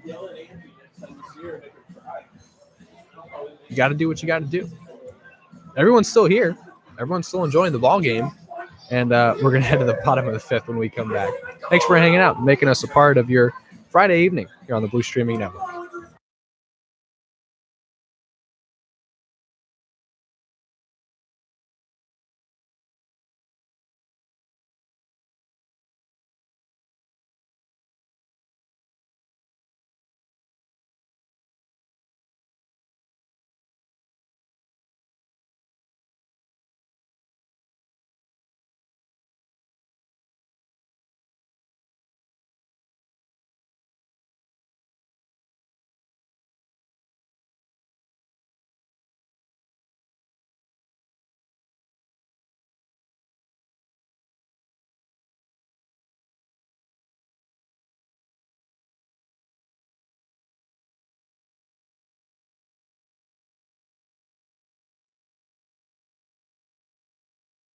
We're in the bottom of the fifth now.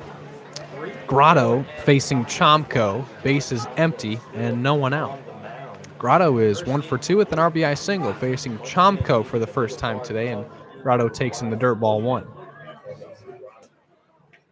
So Mason's an RBI machine. He's an on-base machine. He had a 24-game hitting streak snapped. It was still a 24-game hitting streak. Unbelievable. That was from the season start to the 24th game. 1-0 from Chomko to Grotto, and that one's low and away ball 2. Grotto quickly ahead in this count, 2-0.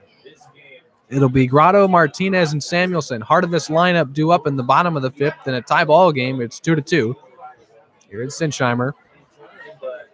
Grotto awaits that 2-0 pitch from Chomko. See if he challenges him. Righty on righty. Threw in over the plate, and it's 2-1. Outside part. Grotto spits on it, and it's strike 1.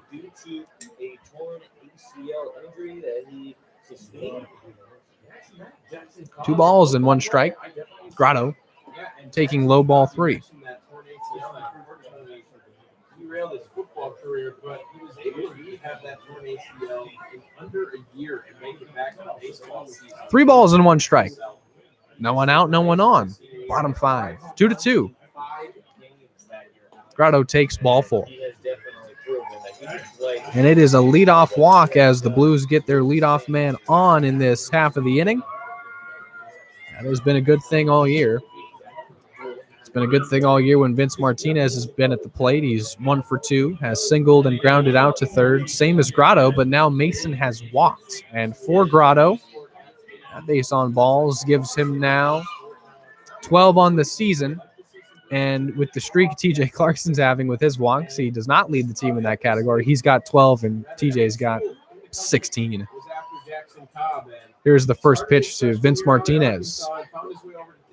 Catcher out of Stanford, who this is his 10th game as a Blue. In his 10 games, he's driven in 7 RBIs. He has doubled twice. He's tripled. He's homered. He's walked once. Here's a 1-0 from Chomko to Martinez. Throws over to first, checks on Grotto. Grotto, who every time you update him on how many stolen bases he has, he can't believe it, even though he's the guy stealing them.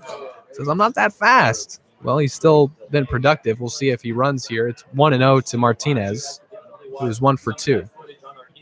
Swung on and hit out to right, but foul. Count is even at 1-1. Martinez comes from an extremely athletic family. Both his sisters, his mom, all playing or have played collegiate sports. 1 ball and 1 strike to the catcher from Stanford. Every Stanford player is in the lineup again. 1-1. Martinez swings and misses. And that, if there's any part of this summer that Martinez has struggled with in at-bats, it's been the off-speed pitch. He's been swinging and missing through it. 1 ball and 2 strikes to Vince. Bats with Grotto on first and no outs in a tie ball game in the bottom of the 5th. Chomko facing Martinez for the first time today. And here's a 1-2. Throw over to first, checks on Grotto.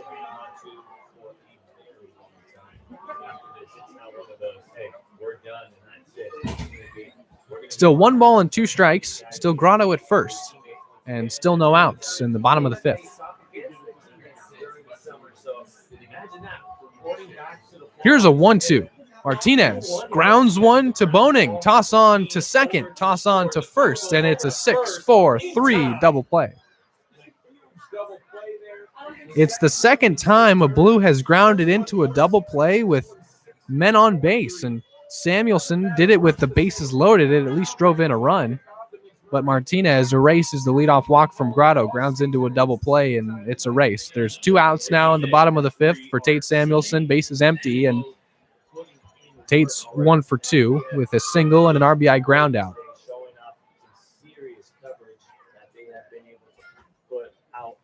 2 outs, bottom 5, tie ball game. Samuelson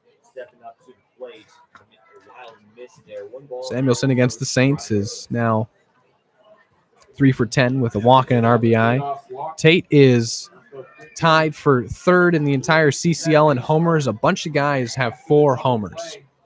Samuelson got that 4th homer back on July 11th, a solo shot against the Santa Barbara Foresters. That came in a winning effort. Final in that one was 7-5. Blues came back and won. 1-0 from Chomko to Samuelson. High, ball 2. Grotto walked and Martinez grounded into the double play. There's why there's 2 away and no one on. Bottom 5th, tied at 2. Curveball doesn't break enough, and it's quickly 3-0. If Samuelson is to reach, it would bring TJ Clarkson to the plate for the 3rd time today. This is Tate's 3rd at bat, and here is a 3-0 to him.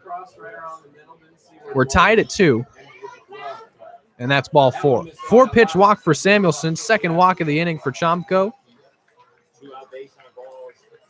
And the Blues will bring TJ Clarkson to the plate.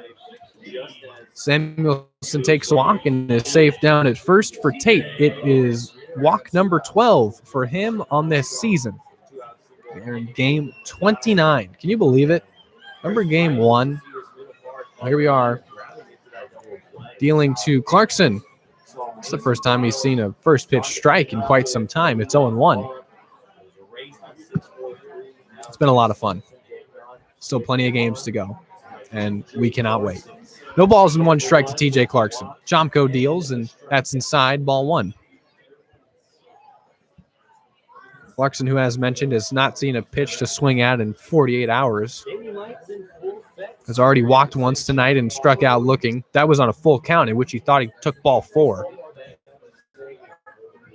1 ball and 1 strike. Tate Samuelson safe at first after walking. Clarkson sends one out to center. It is not going to drop. It is caught by Bradshaw. To end the inning, Clarkson looked like he might have that one drop, but instead it is caught by the CCL All-Star Connor Bradshaw to end things for the Blues in the 5th. And through 5, we are still tied at 2. I'm going to take a short break as there's a tennis ball toss here. I'm going to check my own toss ball. I'll see if I get lucky. I'll be back with you for the top of the 6th. Thanks for hanging out.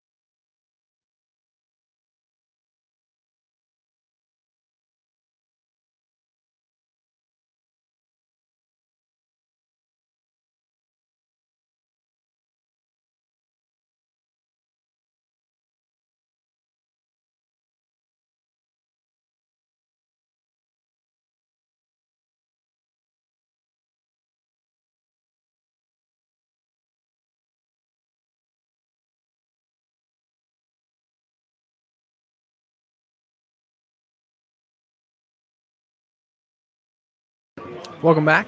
Top of the sixth underway. Saints, of course, leading it off, and it's Josh Cowden at the plate, facing newly inserted Ryan Ward, who's pitching in the place of Kyle Wish, who gave us, we have our answer now, 2 full innings of relief. Ward, who has not pitched since the 8th, finds himself on the mound 8 days later. It has been some time for Ryan, delivering ball 2 quickly to Cowden. Ward with his record of 2-0 out of the pen, or ERA of 1.88. This is his 9th appearance, and Ward, who had been used every 3 or 4 days, got 8 days of rest and is now dealing ball 3 to Cowden, and that one threatened to hit him. The hard-throwing right-hander, sophomore at the University of Texas San Antonio, the Roadrunners, hometown of San Antonio, Texas, had his season high in strikeouts back on the 8th with 4 against the Riptide. Only gave up 1 hit in 2 innings of relief, and that one's way inside. It's a 4-pitch walk. He's racing to the bag at first. See?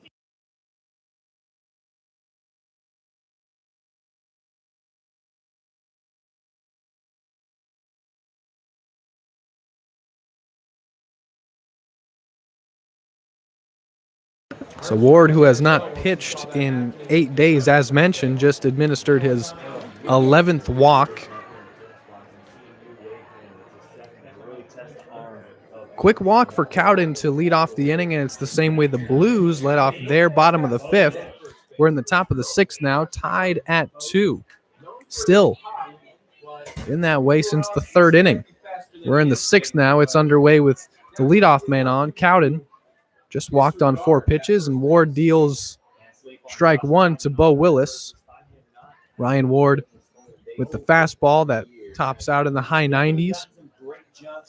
Said that his number 1 goal coming into this summer was to work on his command, and administers a 4-pitch walk, but is now quickly ahead 0-2 on Bo Willis. Right there, Ward working quickly on Willis after 4 straight balls, firing in 2 strikes for Willis. Coach Miller telling me I'm pitching Ryan Ward today. There's no question about it. He's had a lot of days off, and that's a guy that was used every 4 days out of the pen. 0-2 in there, strike 3 called, and after a 4-pitch walk, he strikes out Bo Willis on 3 pitches, 2 of which were off speed. Quick strikeout looking for Ward. That's strikeout number 15 for him on the season. That brings Jag Burden to the plate.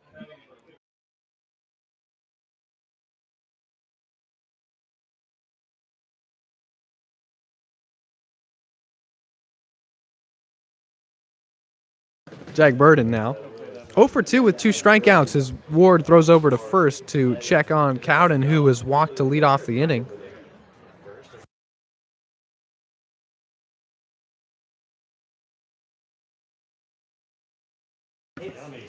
Burden with that throw is way out of here. I mean, way over the head of TJ Clarkson and out of play. Cowden's going to take second base on an E1 from Ryan Ward. Fired that one away into the stand. Burden's average at 269 is at the plate, and for Ryan Ward, that throw really sailed away over the head of TJ Clarkson. It's a throwing error from Ryan Ward off the mound, and that has Cowden in scoring position. That one clearly slipped out of his hand, but he was also trying to gun it over there. That's fouled off by Burden, and it's 0-1.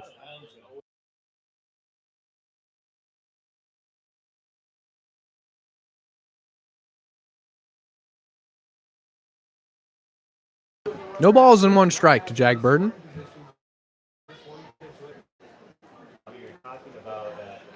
Two strikeouts. Burden has fell victim to. Ward will check second. That's where Cowden is, and that's swung on and missed, and he's quickly behind in the count 0-2. 1 out. Top of the 6th. We are tied at 2. And for the second straight inning, the Saints have a runner in scoring position. This time it's Cowden who was walked to lead off the inning at second. Burden standing in the count 0-2 on him. Hot sauce is chanted for and not given yet. Fastball is fouled off.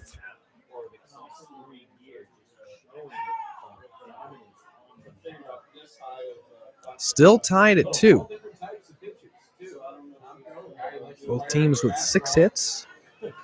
Blues just committed their first error, and it's a throwing error from Ward, who has Cowden in scoring position. Here's the 0-2. It gets away, and it's 1-2.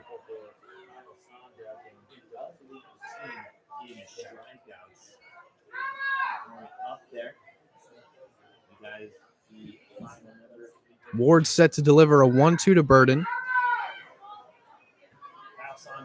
Blues led 2-0 after the bottom of the first, and then in the top of the third, that's when the Saints would respond and play 2 of their own. Grounded to Clarkson at first. It gets by him at first. A run could score. Rounding third is Cowden. He will. And into second, and safe is Jag Burden. It's 3-2. Disaster strikes in the top of the sixth. The Saints take the lead. Josh Cowden was easily going to score after that, but Jack Burden shoving off the wheels.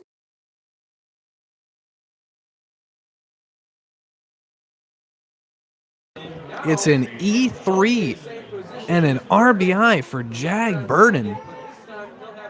Run scores, and it's 3-2.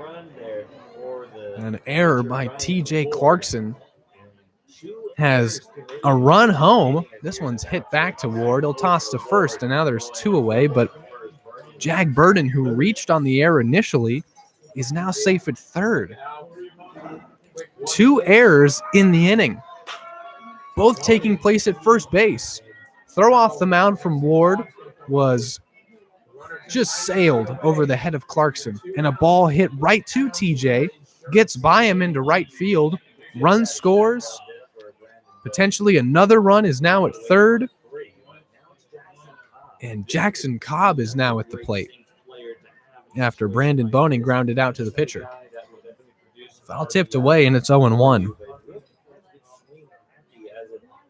We are in the top of the sixth. It is 3-2 now, and Ward, although ahead 0-1 on Cobb, has not looked too comfortable. And you wonder if it was this extended period of time off for Ryan. But he's ahead 0-1 on Cobb and looking to get out of this inning with only the 1 run being surrendered. Saints have the lead. It's 3-2. 0-1. Swung on and missed strike 2, and now Ward's just a strike away from stranding a runner at third. It's Jag Burden, who's 90 feet away, reached on an E3, run scored on the air. That's why the Saints lead now, 3-2. Here's an 0-2.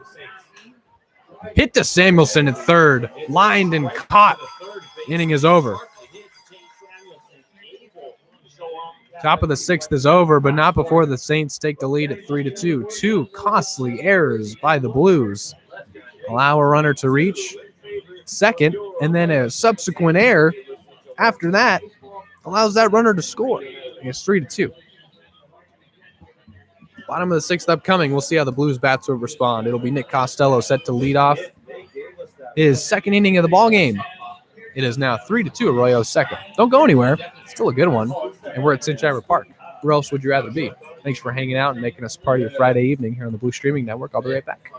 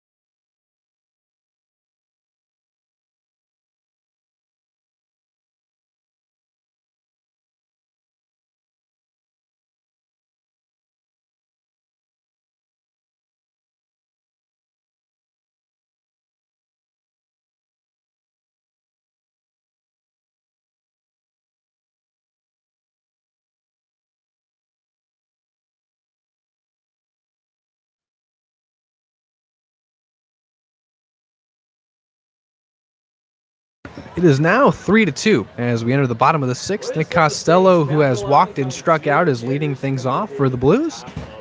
And there's a new pitcher on the mound for Arroyo Seco, and it's Dom Dorado. And for Dorado, it's the third time he's faced the Blues this season. He's 2-1. His ERA sub-1 at .69. This will be his 8th appearance overall. 13 innings under his belt. Has only allowed 10 hits and 11 strikeouts to his credit. His 2 appearances against the Blues, as Costello checks the swing, that's strike 1. He's pitched 4 full innings against the Blues. He's given up 1 run. It was unearned. He's given up 7 hits and has walked 1. Has also struck out 1. We'll see if the Blues are able to get to him as they now trail 3-2. Costello takes strike 2 as we are beginning the bottom of the 6th. Costello in a 0-2 count with no one on and no one out. Dorado's first inning of work. Third pitcher deployed by the Saints tonight. That gets away and it's ball 1, trying to induce a swing of Costello, and it does not. Bottom third of this lineup. Only 2 men have reached Costello and Armstrong, and Costello walked and Armstrong singled. 1-2. Costello grounds 1 to Dorado, and he'll toss to first, and there's 1 away. Goes right up to the mound. Dorado with an easy flip to first. 1 gun. Bringing Grant Burton to the plate, man who carries a big bat. 0 for 2 today with a strikeout and a fly out to left. Against San Luis Obispo back in June 23rd and in July 1st. The Blues are the only team this entire season to get multiple hits off of Dorado when he's out there pitching. Every other team he's faced has gotten either no hits against him or 1. Grant Burton takes strike 1. Interesting to note. Now, of course, they've seen him twice, but in both those outings, 3 hits against him and 4 hits against him. Actually picked up a win back on the first. Burton sends 1 out to right center. Ranging back is Bradshaw to make the catch, and there's 2 away. Burton flies out for the second time tonight. Bringing Mark Armstrong to the plate. He has singled and grounded out to short. Got his first hit as a Blue in his last at-bat. That was in the bottom of the 4th. That started a possible 2-out rally for the Blues. They got men on first and second. It was back-to-back singles by him and Mercado. But a similar situation for his second straight at-bat with no one on and 2 outs. Bottom of the 6th, Blues now trail 3-2. And Armstrong takes ball 1. Well, you got to bring it up at some point, but the heroics here at Sinchheimer Park from the San Luis Obispo Blues have been well documented. At one point, they won 3 straight 1-run games here at home, and they are down 1 as Armstrong fouls 1 off, so it's 1-1. And they're going to have to do it again. They trail here in the bottom of the 6th, 3-2. 2 costly errors, very avoidable, taking place in the top of the 6th, allowing a run to score. Armstrong now in a 1-1 count against Dorado. That dips away ball 2. One thing that Coach Miller did say is we can't beat ourselves. We can't be swinging and missing at pitches that need to be taken for balls, and we can't be committing errors. In the Saints' last win, that was 10-0 over the Conejo Oaks. They won 10-0, and the Oaks committed 4 costly errors. Blues have to capitalize on this, again, literal home stretch, 12 of their final 14 games, with nearly half of the team quarantined for about another week. Chances now for players to step up in familiar and unfamiliar roles, one of them being Mark Armstrong. Grounds 1 to Boning at short. He'll gun to first across his body, and it's a 1-2-3 inning of relief for Dom Dorado as he gets Costello, Burton, and Armstrong out. That's it for it here through 6 at Sinchheimer Park. Saints lead 3-2.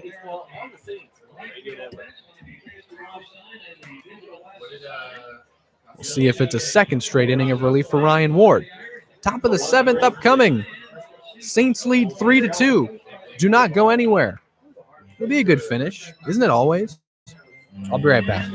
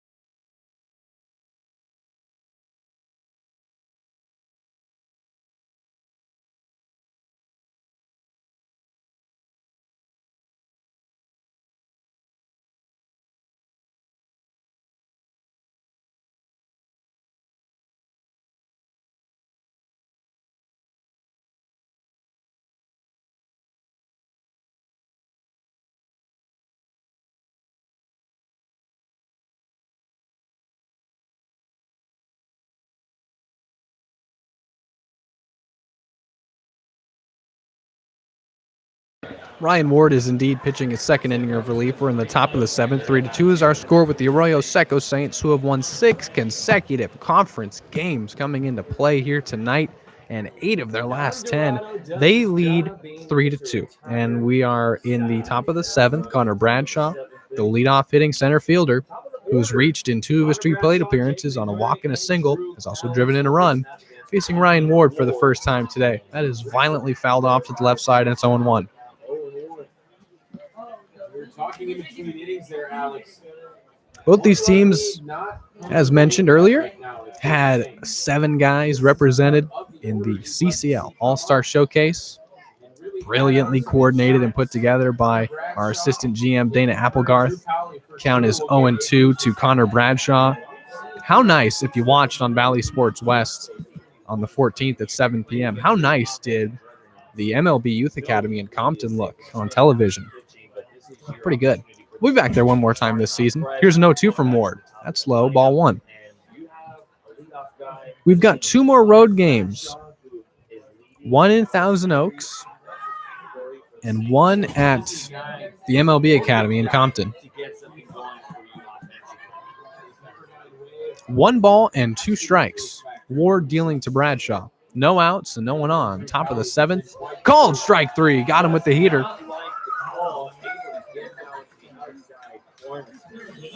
It's the 17th strikeout of the season for Ryan Ward, and it's a key first out of the leadoff hitter, bringing Jake McMurray to the plate now, who singled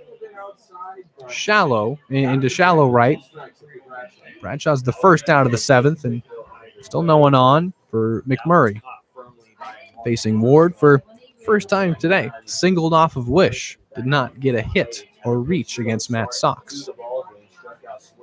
First pitch from Ward is fouled off for strike 1. And with Ryan Ward, the velocity on that fastball is well documented. And these players are aware of it now. This is not the first time that Ward has faced the Saints. He's faced them before. And their first pitch swinging. Here's the 0-1. Goes with the off speed for strike 2. Changing velocities has been very key. Talking to head coach Bob Miller, he told me that one of the cooler things he got to notice in the CCL Showcase game, being the manager of the North, was the absolutely endless depth of talent that's inside and looked like it would hit McMurray, but it broke away. It's ball 1, counted as 1-2. Said just the endless depth of talent in pitching in the CCL, and all the scouts at that game must have just been saying to themselves, which one of these guys are we going to take? They're all so good. And he said it was a lot of fun to watch the different pitch types, velocity, movement on pitches, and everything that these versatile pitchers bring to the game of baseball in their arsenals. Count is 2-2 as Ward misses with the fastball. Still one away, top 7. Saints lead 3-2. Blues are going to have to come back in a late one. They've got 3 innings to do so. And needless to say, there's been plenty of magic here at home on Friday nights, Thursday nights, any night at Sinsheimer Park. 2-2. Grounded foul to the left side. And with the count even, he'll deal a 6th pitch now to Jake McMurray, who is 1 for 3 with a strikeout, has grounded into a double play and singled to shallow right. Awaiting a 2-2 from Ryan Ward. He's gotten himself 4 outs and deals ball 3. Count full now. Ward will deliver a payoff pitch now to Jake McMurray. We talked about it earlier. Doesn't tend to strike out much. Already struck out once today. Just 1 away. That was Bradshaw striking out, looking to start the inning. That has not been done this year. And if we want to talk about Payoff pitch from Ward to McMurray. Fouled off again. Went with the heater, and McMurray couldn't catch up with it all the way. Fouled it off to stay alive and see another pitch. This will be the 8th. 7th, excuse me. Mini battle between McMurray, the first baseman, and Ward. Going on and 1 out. Top of the 7th. And it is 3-2. Definition of a contact hitter. This is the guy that you want at the top of your lineup, especially as a Payoff pitch. Swung on and grounded to Mercado. Slow roller, and he'll glove it and gun, and that's the 2nd out. Quickly 2 away for Drew Cowley, CCL All-Star. Well documented. 14-game hitting streak for the Saints third baseman. Got himself on national television. But he wants the defense to make the play. And doesn't want to go down. Again, just incredible. 13 of his 15 total RBIs this season have come during this 14-game hitting streak now. He's adding now a 16th as he doubled in a run back in the 3rd. 4th in the CCL in average. Again, we have 3 of the top 4. We have the guys that are 2nd and 2 tied for 3rd in the CCL in average in this ballgame. 0-2 as that one's fouled off, and Ward is quickly ahead on Drew Cowley. Very similar game to former Dodgers first base name from the past, James Loney. Kind of vibe to it. Nothing in 2. Ball in play. 2 outs, top 7. Very high mount.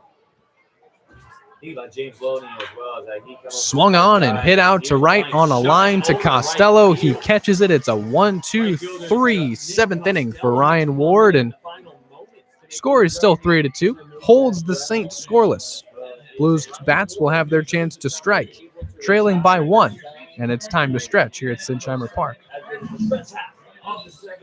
Also time to sing "Take Me Out to the Ball Game," and we have children and our Blues interns leading it.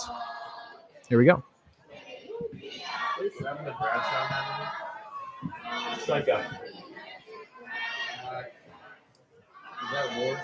We have a lot of fun here. Hope you're having some too. Score's 3-2. I'll be back with you for the bottom of the 7th. Just going to take a short break. Thanks for hanging out.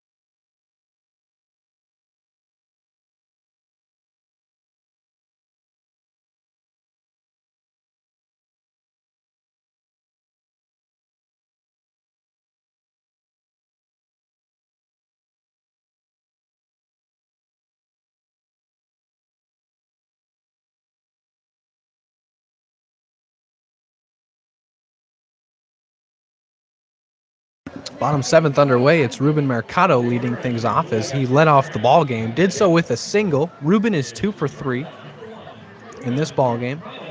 His team trailing by 1. 3-2 is our score. Arroyo Seco Saints with the lead, trying for their 7th straight win in conference, sitting atop the CCL South. They're in first place with that record at 11-6. Blues tied for second with Santa Barbara with their record at 9-7. That's in conference, of course. Overall, Blues are 19-9. Saints are 15-9. Ball 1 as Dom Dorado is pitching his second inning of relief. Sat the Blues down 1-2-3. Bottom third of that lineup in Costello, Burton, and Armstrong. Now deals ball 1 to Mercado. There's a gap in center between second and short. Mercado's already lined one up the middle in this ball game. It's one softly to short.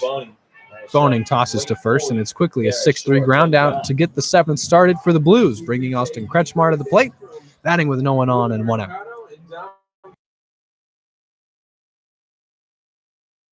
Kretschmar was hit by a pitch to start the ball game, then struck out and grounded out to short as Mercado just did, but this will be his 4th plate appearance. Kretschmar without a hit, batting in the 2-hole for the 2nd straight game, and again, we mentioned that this is a lineup that we might be seeing for about a week now, given the circumstances of players being forced to quarantine. Ball 1 to Austin Kretschmar. Count is 3-2. Sorry, score is 3-2. Count is 1-0.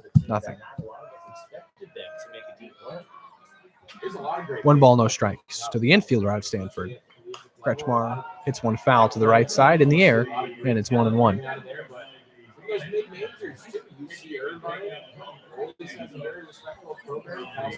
Bottom 7. We've seen magic here at Sinsheimer Park take place in the 8th and the 9th. Can the Blues make the job easier and at least get us back to even? It's 3-2 with the Saints leading, and Kretschmar sends one out to right. Head coach, and that was big. Wow. Oh, he caught that. Wow. Jake McMurray was in foul ground and right and caught it. I'll be completely honest. That looked like it was drifting out of bounds. Instead, it's out number 2. It is a catch in foul territory just in front of the Blues bullpen by Jake McMurray, who makes an incredible play. Heads up play at first, making the catch in foul ground. There is 2 away for Mason Grotto. RBI single and a walk so far. I thought that baseball was going to end up in San Luis Obispo. 2 outs. No one on. Grotto takes ball 1. Big bold letters there for Jake McMurray. Grotto drove in the first run of this game on his RBI single. His 34th. Here's a 1-0 from Dorado to Grotto, taking high, ball 2. 2 away in the bottom of the 7th. No one on. And the Blues have been bringing the tying run to the plate for this entire inning. 2-0. Taking strike 1. If Grotto is to reach, it'll be Vince Martinez. Mason, who hit a 2-run homer yesterday, that got the scoring underway for the Blues. So in back-to-back games, he drives in the first run of the game for the Blues. Grounds one to Boning, deep in the hole, and he slipped up trying to make the throw in the dirt, and Grotto reaches on an infield single, but Brandon Boning threatened to make a play deep in the hole at shortstop, deep in that 6 hole, and Grotto is safe after reaching. So he does indeed reach, and it brings Vince Martinez to the plate.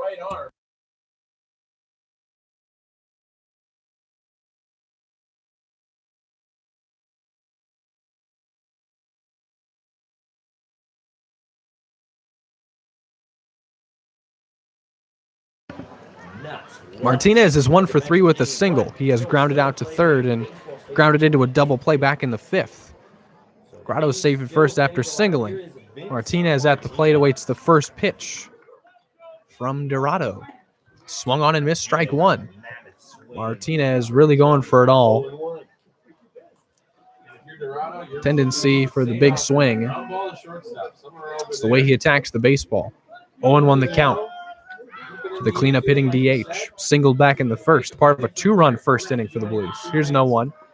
Taking strike 2 over the heart of the plate. Right down the pipe, quickly to count. No balls and 2 strikes. Martinez is now the go-ahead run at the plate. Blues down 3-2. 2 outs in the bottom of the 7th, and they're down to their last strike. Trying for a 2-out rally with Martinez at the plate facing Dorado for the first time today. It's lefty on righty. That's taken for ball 1 in the dirt as Grotto's going to take off for second. Throw gets away momentarily. Now it's into shallow center. Grotto's into third. So Grotto steals second, and then a throw that gets away into center has him now at third. Count is 1-2 to Vince Martinez, man that's driven in 7 runs in his first 10 games as a Blue. And now the tying run is just 90 feet away. We're in the bottom of the 7th, and the Saints lead 3-2, but Martinez is at the plate facing Dorado. Grotto was the first man to reach against Dorado in the game. He had set down 5 straight Blues. Then Grotto with his infield single is now safe at third after stealing second and reaching on a throwing error. Dorado trying to work his way around it now, trying to strand a runner at third. 1-2 to Martinez. Swung on, and he barely made contact as that one got away. He'll stay alive to see another pitch. Maybe in a little bit of shock that Martinez was able to get a piece Would be a of that. huge weight lifted off of Towards the dugout. the Blues if they're able to at least get this thing back to even. Got to be your best pitch here. You expect to put Martinez away. Tying run at third. Blues down 1. 1-2 the count as this has become a massive at-bat. Dorado deals a 1-2. Martinez foul tips another one almost into the glove of Willis, but he'll stay alive. And the swings from Martinez have not been shortened up at all. He's going for it all on anything that's over the plate. It is still 1 ball and 2 strikes as that ball was fouled off, hit our ump in the face mask. And, well, if you were with us last night, an ump got hit somewhere where there wasn't any protection, and he was forced to, we had to call time in that ball game that seemingly would not end with the Blues down 11-4. It's a much closer ball game tonight. 3-2 with the Saints leading. 1-2 is still the count to Martinez with Grotto at third. He's the tying run. 1-2.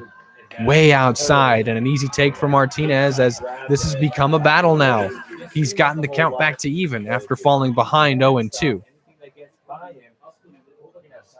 2 balls and 2 strikes to Martinez can tie this game with a base hit. Up and away near the other's batter's box. Big heads up play by Willis to get the glove up there. 2-2.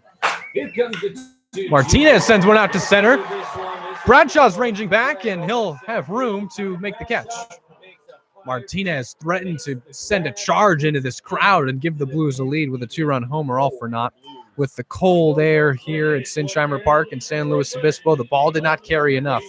And after Grotto's singles, Martinez flies deep out to center. A loud third out strands that runner at third, and it's still a 1-run ball game with Arroyo Seco in the lead.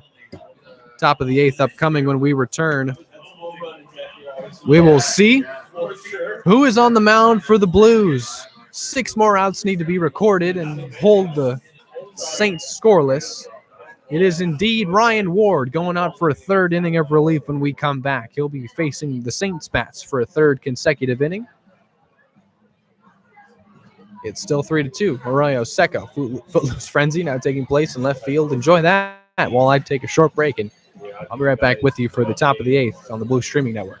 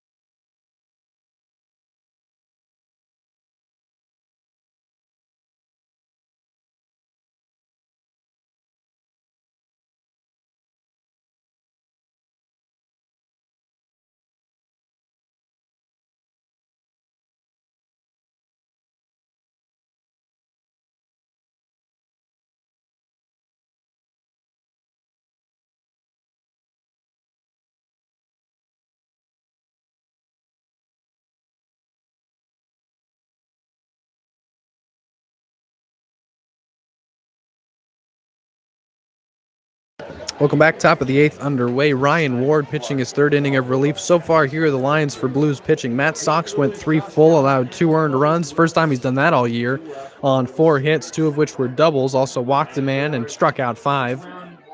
First pitch from Ward is in there for a strike as he faces Peyton Lewis to lead off this top of the 8th. Kyle Wish came in 2 full innings of relief, only gave up the 1 hit, walked 2, struck out 2. Ward pitching his third inning of relief. 2 full for him, a run not earned, and 1 walk and 2 Ks. That one's way outside. Count is even at 1-1.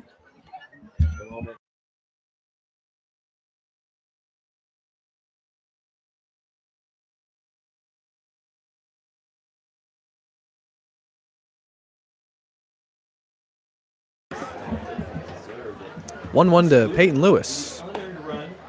Outside part of the plate painted, and it's 1-2. Lewis so far today has struck out 3 times and flew out to left.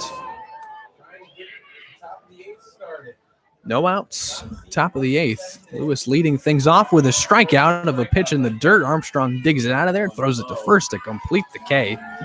And that's how the top of the 8th will start for Ryan Ward. It's a strikeout swinging of Peyton Lewis, the 3rd time he's done so today. Now officially 0 for 4. And that'll bring Josh Cowden to the plate with no one on and 1 out in a 3-2 ball game. Here in the top of the 8th, it's Cowden, who was walked to lead off the 6th. And that 6th featured 2 extremely costly errors in which the Saints would get their 3rd run of the ball game to lead this one. Cowden, who is in an 0-1 count. Ward starts the 2nd straight man out with strike 1. Nothing in 1 the count. 1 away, top 8. Ward dealing in the dirt. Ball 1. Cowden, one of the 7 Arroyo Seco Saint All-Stars selected to that showcase game. Right fielder. 1-1. Fouled off to the left side, and Ward gets ahead. It's 1-2. We're going to do some research here on the longest Ryan Ward has pitched into a ball game. Be interesting to see. Obviously, still awaiting what transpires in this eighth inning, but who would pitch the top of the 9th for the Blues? Grounded up into right center. And it is Cowden reaching on a single. Cowden gets another hit, and the longest that Ryan Ward has gone into a ball game is 2 2/3. He is through 2 1/3 so far. He's gotten himself 7 outs, but now giving up a single to Cowden. It's his first hit of the day, officially 1 for 3, bringing Bo Willis, the catcher, to the plate to face Ward for the 2nd time tonight, and the last time he did so, he struck out looking, taking strike 1 on a breaking ball. First pitch from Ryan Ward. Cowden safe at first, and Willis at the plate in an 0-1 count in a 1-run ball game. Top of the 8th, as there's still just the 1 out. Double play ball will end it. Or grounded past Samuelson. It's a base hit. Back-to-back singles have Cowden on 2nd and Willis at 1st. Now we're going to see.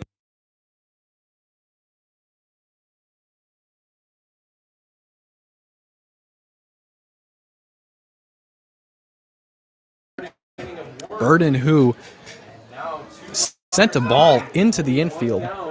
It got beyond the reach of TJ Clarkson. That went down as an E3. Back in the 6th, 2 errors were committed by Ward and Clarkson in that top of the 6th, in which that 3rd run scored. So Jag Burden, the man who reached and brought in that 3rd run, is at the plate now in a 1-0 count. Burden's at 2nd, and Willis is at 1st after back-to-back singles take place here in the top of the 8th. That's a swinging bunt that is rolling foul, and the count is even at 1-1. One ball and 1 strike. Runners on first and second. Saints threatening here early, already ahead by 1, looking for insurance to take the burden off of, no pun intended, take the burden off of this bullpen. Jag burden awaits a 1-1 from Ryan Ward, who checks second and deals. It's the heater, and it's fouled off. So not necessarily blowing the fastball by a lot of guys, but they still have not been able to catch up to it. Back-to-back singles have been on first and second, and Burden's in a 1-2 count. 3-2 is our score. Both teams with 7 hits. Blues have committed 1 error to the Saints. Sorry, that swung on and missed. Strike 3 called. Sorry. Blues have 2 errors, and the visiting Arroyo Seco Saints have 1.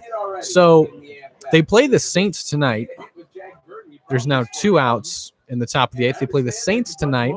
Riptide are in town. Our friends from down south in Irvine, Orange County, play us tomorrow at 4 p.m. first pitch. I hope there's not another hour delay. I hope our umpires are on time as Ward delivers ball 1.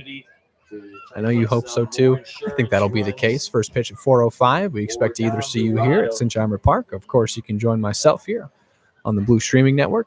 Then on Sunday, the Saints will be back in town. Curious to know if they'll be staying here with nothing to do on Saturday, or if they'll have to head back down to Pasadena and then head back up to SLO. Who knows? 1 ball, no strikes to to Brandon Boning. There's 2 outs and there's 2 men on in the top of the 8th. Saints looking for an insurance run here. Already leading 3-2. Here's a 1-0 from Ward. Fouled straight back, and it's 1-1.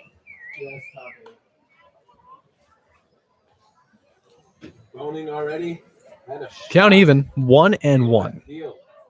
Back-to-back singles from Cowden and Willis have them on first and second.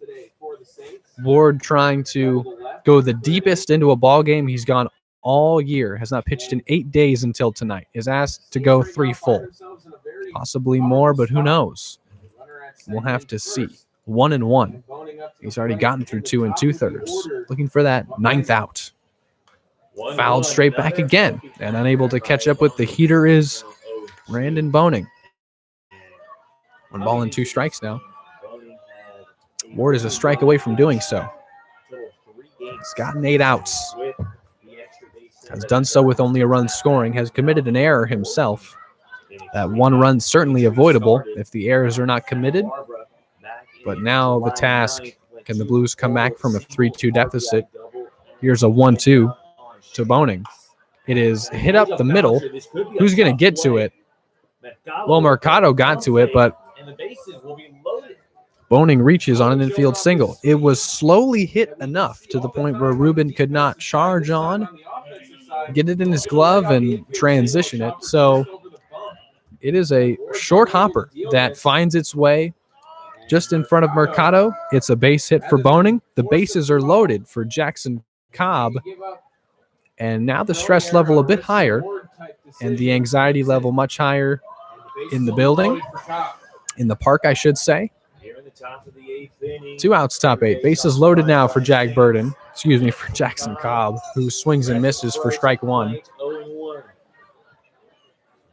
Like Tommy mentioned, keep an eye out on the pen, just like that. There is a guy. No balls and 1 strike. In the San Luis Obispo bullpen.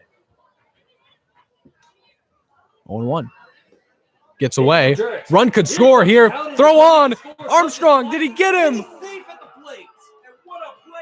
Armstrong could have tossed on to Ward. Decided to keep it himself. Run scores. It is 4-2. Saints with the lead.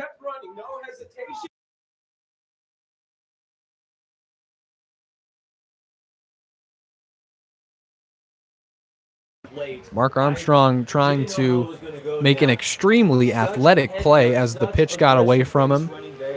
Tried to dive back into home, but a run scores from third. It is Cowden coming in to score from third. It is 4-2. That is swung on and missed. Count is 1-2, so the Saints do indeed get that insurance run, and they lead by 2. We're in the top of the 8th still. Count is 1-2 now on Jackson Cobb. Cowden coming in to score from third. Just heads up. There was no contact. It was a pitch that got through the legs of Armstrong, and that's bounced to the plate. He'll stop that one from getting away again, and it's 2-2. Unable to dive back into home plate. And it was a good play by Cowden, but you wonder, not saying that keeping it was the wrong decision, but what the look would have been like if he tossed to Ward quickly, who would have applied a tag, but who knows if it would have been in time. That gets low, and it's 3-2. Ward's still trying to put away Jackson Cobb and end this inning. Our score is 4-2 with the Saints, who have just taken now a 2-run lead.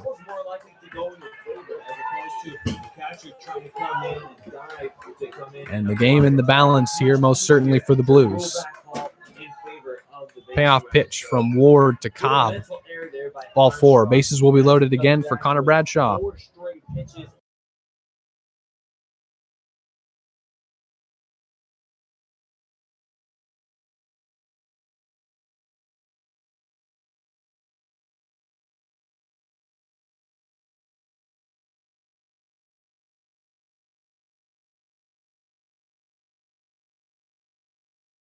Here comes head coach Bob Miller, and there will be a pitching change with the bases loaded and 2 outs in the top of the 8th. This is tense time. This is danger time.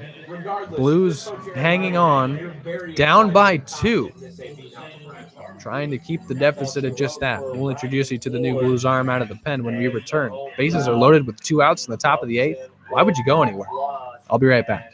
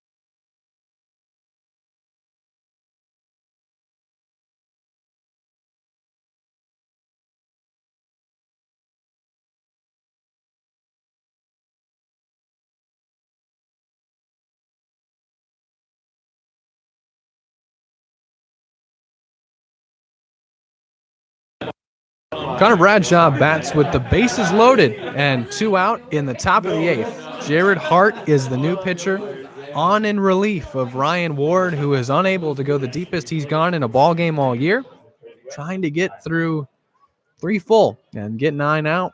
Instead, Jared Hart, who has not pitched in 12 days, is tasked with getting 1 out and the bases loaded. Jared Hart has not been deployed since July 4th. There's 2 outs and the bases loaded. He deals to Bradshaw, who fouls one off, attacking the first pitch, and I guess that's become a signature for him. Hart, a senior at Illinois State and hometown of Cedar Park, Texas. Part of the reason, maybe, that he hasn't pitched in so long, in his last 2 appearances, he's only gotten 3 outs and he's allowed 5 runs to score. But up until that point, he had been outstanding. And here's an 0-1 for Bradshaw. What a moment for Hart to come through if he's able to. Gets away, and it's ball 1.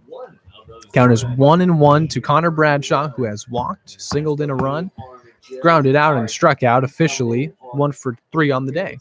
Bases loaded and a chance to blow this game open, but Hart trying to slam the door shut, strand the bases loaded, and get the Blues to the bottom of the 8th, only down 4-2. Here's that 1-1 from Hart. Breaks inside, but not called for a strike, and it's now 2-1 as Bradshaw has worked the count ahead in his favor. Bradshaw already has himself a hit in this one. We mentioned during this tear for him, he's got 7 multi-hit games. Hart trying to make sure that does not become 8. 2-1, 2 outs, bases loaded. Hit up out to left, but foul. Count is even at 2-2. We have seen Jared Hart come through in some massive situations. You may recall a situation back in Orange County when we were in Irvine. Riptide had men on 2nd and 3rd with nobody out. Hart would proceed to strike out 3 in a row and strand the runners there, trying to have a similar moment. Only this one feels like it means much more. Here's a 2-2. Bradshaw takes outside, ball gets away, run will score. It's 5-2. Wild pitch scores a 5th run for the Saints, and the deficit is now 3. Count is now full to Connor Bradshaw, and Hart still has to deal with him at the plate. Very dangerous bat. Now with Bradshaw at the plate and Willis well, the job becomes even more difficult for the Blues to do. 2 runs have scored in the top of the 8th. It was 3-2 coming in. Could be 5-2 coming out, or worse. Here's a payoff pitch to Connor Bradshaw. Ball 4. And Jared Hart pleading for a strike call. Bases are loaded for Jake McMurray now. McMurray will be the 8th Saint to come to the plate here at the top of the 8th.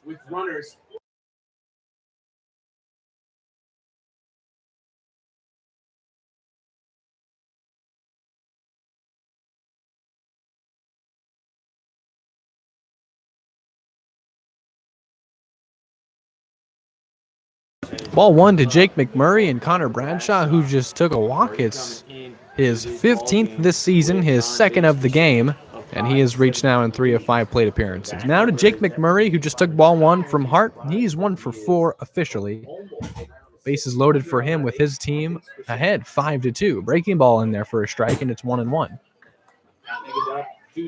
Blues in danger of dropping a 2nd straight in conference. Tied for 2nd right now in the CCL South with the Santa Barbara Foresters. In 3rd are the Conejo Oaks, and in 4th are the RC Riptide, who we will see tomorrow night. The task at hand, trying to come back from a 3-run deficit, but it's 2-1 to Jake McMurray.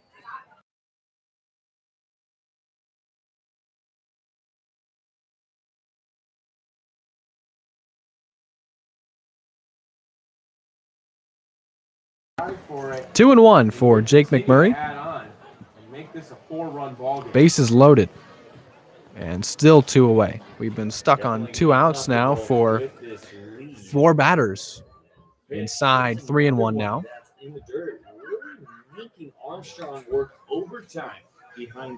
3 balls and 1 strike to McMurray. Bases are loaded. Blues reeling here. Have given up 3.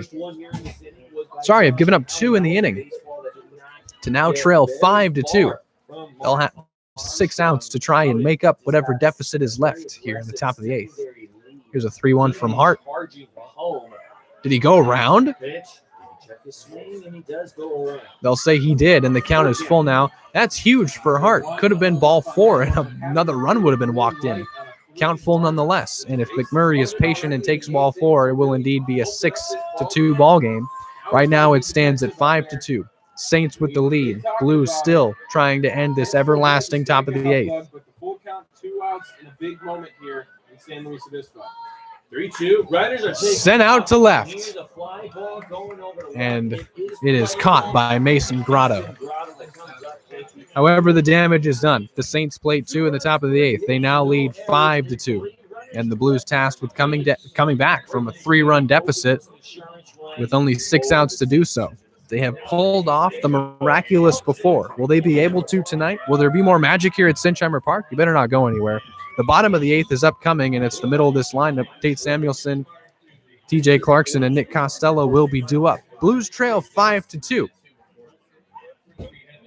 See if they're able to come back another time at home. This entire season has been about overcoming adversity for San Luis Obispo. We'll have to do so tonight to avoid a second straight loss and avoid falling in the CCL Southern standings. I'm Zach Ibrahim, and I hope you've enjoyed this one as much as I have. I'll be back with you for the bottom of the 8th. Dom Dorado still pitching in relief for the Arroyo Seco Saints. Thanks for hanging out, and I'll be right back.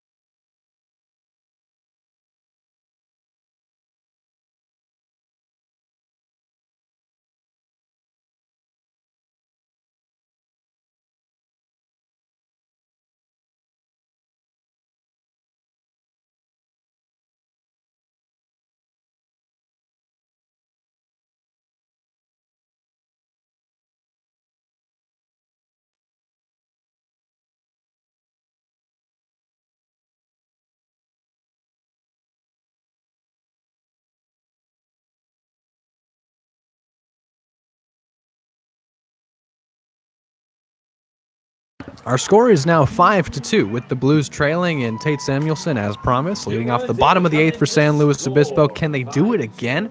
Well, it has to start here. Bottom of the 8th against Dom Dorado, who they have not gotten a run off of. They've only gotten 1 hit off of him. We mentioned earlier when Dorado was first brought into the game that the Blues are the only team in the CCL that have gotten multiple hits off of Dorado. Everyone else has only been... Now they've done it again. Samuelson leads things off with a single to left. First pitch swinging and first pitch singling for Tate Samuelson, who reaches. And that's exactly what the doctor ordered for SLO, as TJ Clarkson, the man who has still not seen a pitch to hit in quite some time, has struck out looking. Thought he took ball 4, has flown out to center. But Samuelson gets on to start the bottom of the 8th. That's the important thing. Bringing TJ Clarkson to the plate, facing Dorado. Blues are still the only team to get multiple hits off of Dorado this entire season. They have done so 3 times now. Now, can they play to run? First pitch to Clarkson is taken for ball 1. It is another chilly but beautiful night here in San Luis Obispo, a Friday night that is, and we appreciate you starting your weekend off with this one. And what a better way to start the weekend off than with a comeback victory. We'll see if the Blues have it in store for us. 1-0 is the count to TJ Clarkson, and that's swung on and fouled off to the left side. Count is even now at 1-1. 5-2 is still our score. Samuelson's on first, and we are still in the top of the 8th. It'll be the conclusion of the 2-game series against the San Luis Obispo. 1 ball and 1 strike to the first baseman out of the University of Utah, hometown of Gilbert, Arizona. 1-1. Clarkson takes ball 2. Time called momentarily, and Bo Willis will have some words with Dom Dorado. This is Dorado's 3rd inning of relief, as mentioned. Had a 1-2-3 6th. Worked around a single in the 7th. Now has to work around a leadoff single from Tate Samuelson. Sent sharply out to left. 2-1 is the count to TJ Clarkson. Willis and Dorado go over their game plan. And they will reconvene to deliver a 2-1 to TJ Clarkson, the man who has walked 5 times in his last 7 plate appearances. 2 balls and 1 strike, and you think Yeah, absolutely right now, Alex. And, about what could be with a leadoff man on. Blues down 3. Orange County Riptide. Lefty on lefty as Dorado deals to Clarkson. Due up after him. We see a pinch hitter on deck. Clarkson takes high and inside, ball 3. Looks to be Thomas Trinka, who we may see pinch hitting in the place of Nick Costello. 3 balls and 1 strike. Costello, Clarkson, a walk away from getting men on first and second with no outs. That's what'll happen. TJ Clarkson has walked 6 times in his last 8 at-bats. There are men on first and second for the Blues, and a pinch hitter, Thomas Trinka, is coming to the plate. Again, now here, if you're Dorado, got to work for something. Can't find the zone, find a pitch that maybe... Pitching coach going to head out to the mound to have some words with Dorado. Entire infield's going to come in and talk with him. The situation now, Thomas Trinka is the tying run. He is at the plate. There are men on first and second. Samuelson singled to lead off the inning, followed by TJ Clarkson, who would walk. What's new? And now Thomas Trinka, who this will be his first at-bat of the game. It's a rather important one. Men on first and second. We've said this multiple times for a lot of Blues players that don't get as much playing time as the rest, meaning it is not guaranteed that they start every night. Other than Ryan Cermak, who always starts in center field, he is out. He is out till July 22nd. And this outfield is going to be a combination of Nick Costello, Thomas Trinka, Grant Burton, Mason Grotto. A lot of guys being shifted in and out. Right field, of course, has been a revolving door. Trinka stepping in for Costello in the extremely important pinch-hitting appearance.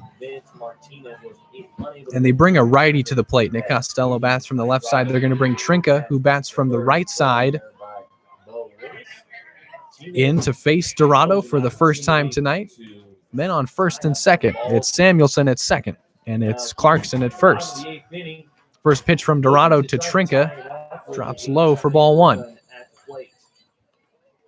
1 ball and no strikes. 5-2 our score. No outs. Bottom of the 8th. Blues looking to rally and come back from a 3-run deficit. Trinka took the first pitch low. Dorado will deal. Here's the 1-0. Trinka fouls one off against the netting, and it's 1-1. Bit inside and could have been ball 2, but swinging away and staying alive is Trinka. Now in a 1-1 count. No outs. Bottom of the 8th. Men on first and second for San Luis Obispo. Costello's day will be done. It's Trinka's first at-bat. 1-1 to Trinka. Coming in a crucial spot. Bottom 8. Nobody out. 2 runners on, representing the tying run at the plate. Dorado deals to Trinka. Swung on and missed. Pitch inside on the hands and got him to swing and miss through it. It's 1-2 now. Meaty hack there by Trinka. Trinka going for it all. Does not have a home run this season. Able to fool him. Got him out ahead of that one. Blues threatening here to start the bottom of the 8th. 1-2 to Trinka. Dorado deals. Trinka fouls one off. It's sent out to right. Lives to see another pitch. Trinka with his average at 191 coming into this plate appearance, excuse me. George Mason University. He has driven in 2. He has walked 4 times. He's got 1 extra base hit. 1-2 is the count. What a time to come through for the native of Virginia. 1-2. Trinka grounds one to Boning at short. Throw on to second. Not in time to get the second out, but it is indeed 1 out. And Trinka and Clarkson will switch places at first as Samuelson advances to third. It's runners at the corners now for the Blues and Grant Burton at the plate. Trinka reaches on a fielder's choice. So not too much damage done. The 1 out does hurt a bit, but Burton at the plate without a hit today has 2 loud outs, 2 fly outs to his credit so far, taking place in the 4th and 6th, and struck out looking to end the bottom of the first. We're in the bottom of the eighth. Grant Burton's the tying run at the plate. Dorado deals, and Burton swings for it all and gets nothing. It's 0-1. And at this point, the scarcity for outs continues to One out here. Dorado has now gotten 7 outs. We'll be working with here. Looking for 2 more. Blues looking to rally with men at the corners. Down 3. Burton awaits an 0-1 from Dorado. Grounds one, second straight to Boning. Deep in the hole at short. He slips, throws to second. They get 1 out, but a run scores. It's an RBI ground out for Grant Burton. And if Cobb did not slip at second, we might be talking about a double play, but instead we're talking about a 5-3 ball game and Mark Armstrong at the plate. And then seeing over there that he loses his footing. Taking the out at second has Burton safe at first. He reaches on the fielder's choice. He brings in the 3rd run of the game for the Blues. Our score is 5-3 now. It's a 2-run deficit for Mark Armstrong. Another thing that does pop into your mind is, hey, Brandon Boning, okay? Armstrong, who got his first hit as a Blue back in the bottom of the 4th. Umpires are going to convene here. Hopefully he didn't result in an injury, but it looks like he's okay, hanging out around second. We have seen now 2 Saints infielders slip. Boning, who fielded a ball deep in the 6 hole, gunned to Cobb at second. And Cobb, who uncomfortably threw over to first, not in time to get Burton, who's safe at first now. He drove in Samuelson from 3rd. That makes it a 5-3 ball game. But now there's 2 outs, still in the bottom of the 8th, and Mark Armstrong is the tying run at the plate. It's his 2nd game as a Blue. It's his 2nd day as a Blue. And the man who has started at catcher and is 1 for 3. He started the conversation with the home plate umpire. Now he wants to see. There's some disagreements taking place here, and I'm not sure what they're about. I'm pretty convinced that he had a call there that should have gotten them out of the inning. Definitely going to let him hear it, getting them all in for a huddle. Not entirely sure. We'll try and sort this all out. But when we come back, there's 2 outs in the bottom of the 8th and a runner at first, and Grant Burton. Mark Armstrong is the tying run, and it'll be his biggest at-bat as a Blue upcoming, facing Dom Dorado.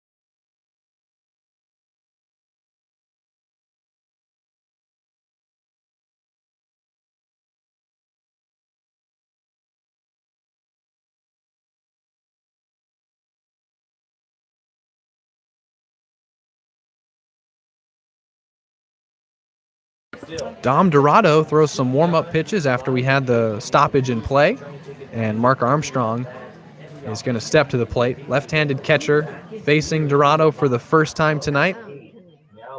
The second time tonight. Grounded out to short. The first time he faced Dorado, so he's 0 for 1 against him. We're still technically not back to live action, but to summarize the innings so far, Samuelson led it off with a single, and TJ Clarkson walked. It's the 6th time he's done so in his last 8 at-bats. Trinka would reach on a fielder's choice. There would be an out recorded at second. Then Grant Burton would ground out to short. but reach on a fielder's choice. They took another out at second. That's why there's 2 away, and Burton on first. Armstrong at the plate as we are officially back to live action. Dorado, the lefty, trying for his 9th out. Facing Armstrong, whose first pitch swinging, flares it out to shallow left, and the catch is made by Brandon Boning to retire the side.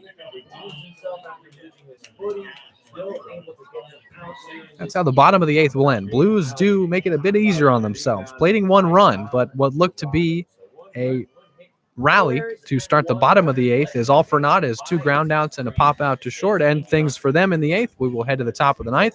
Our score 5-3. And Jared Hart will be set to hold the Saints scoreless. One more time. Wild pitch from the left arm of Hart scored a run to make it 5-2 at the time. It is now 5-3. And we will head to the top of the 9th with the Blues down 2. If Hart is able to hold the Saints scoreless, it'll be a fun bottom of the 9th. I can promise you that. We'll be right back with you for the top of the 8th. And it'll be Jake McMurray due up when we return on the Blue Streaming Network. Thanks for hanging out.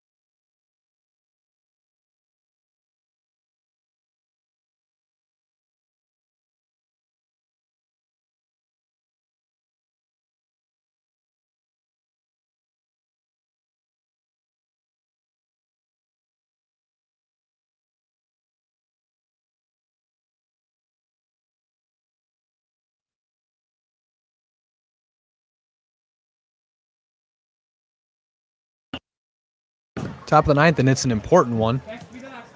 Hart deals the first pitch, and that's strike 1.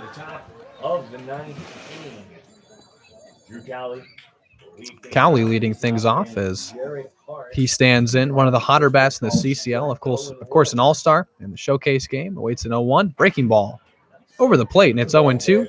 That curve ball from Hart. It doesn't even touch 70 miles an hour, but it's feathered in there for strike 2. Cowley quickly in the hole 0-2 has doubled in a run and walked. 0-2. Fouled off, and he'll stay alive to see a 4th pitch. Cowley, who, of course, was the defensive player of the game in the CCL showcase, made some nice plays over from third, has done so tonight. Makes him look pretty easy over there at the hot corner. 0-2 from Hart. Swung on and missed. Got him to start the 9th. It's the second strikeout for Hart so far. He's gotten 2 outs, and it'll bring Peyton Lewis to the plate with no one on and 1 out. Top of the 9th, 5-3 our score. Hart trying to hold the Saints scoreless in their half of the 9th, and he'll deal a first pitch. Breaking ball that swung on and missed by Lewis for strike 1. Saints have not deployed a pinch hitter, have not necessarily needed to, as their lineup up and down has been rather productive. The only player to not give them a hit so far has been this man, Peyton Lewis. And he takes strike 2 quickly in the hole 0-2 against Hart. 0-2 to Peyton Lewis, who has already struck out 3 times. Dips away, and it's taken for ball 1. Got away from Armstrong momentarily. Count is now 1-2. No one on, and 1 out. Top of the 9th. It's the heart of the Saints lineup, and Jared Hart, again, no pun intended, trying to set him down 1-2-3. 1 ball and 2 strikes. See if he goes to the breaking ball again. Looked like he did, and that's Another swinging strikeout for Peyton Lewis. It is the fourth time he's done so today. He's 0 for 5 with 4 strikeouts, and Jared Hart has back-to-back Ks to start his top of the ninth, facing Josh Cowden now.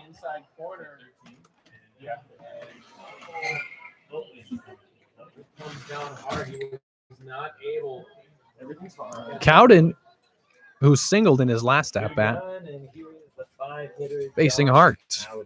All 3 of these hitters have been left-handed. That Hart has faced, that one's foul.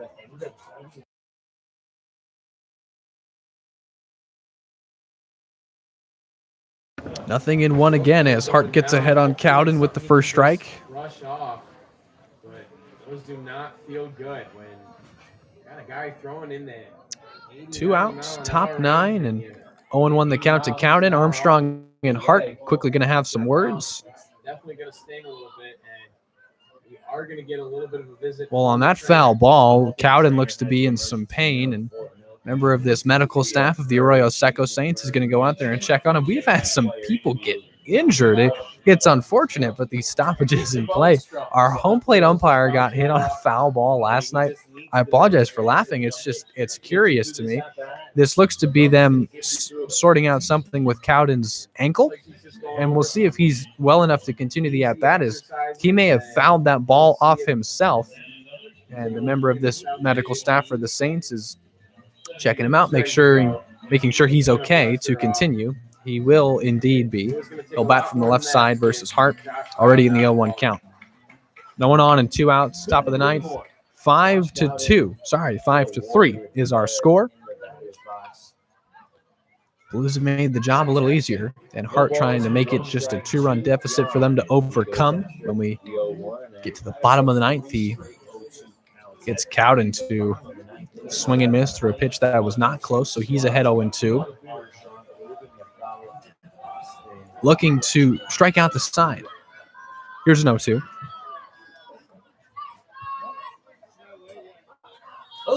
Ooh, barely got a piece of that one and fouled at the backstop. Still 0-2. Still nobody on and still 2 outs in the top of the ninth. It is still 5-3 as well. Hart deals another 0-2. Try again. The 0-2 pitch. Breaking ball. That swerve from upstairs. Curious, but it's ball 1. That one looks like it finished just low in the zone. Looked like it was going to hit Cowden. Hart has struck out 3 straight Saints, trying to make it 4 and set them down 1-2-3 at the top of the ninth. That ball dips away, and it's 2-2 still. 2-2 now.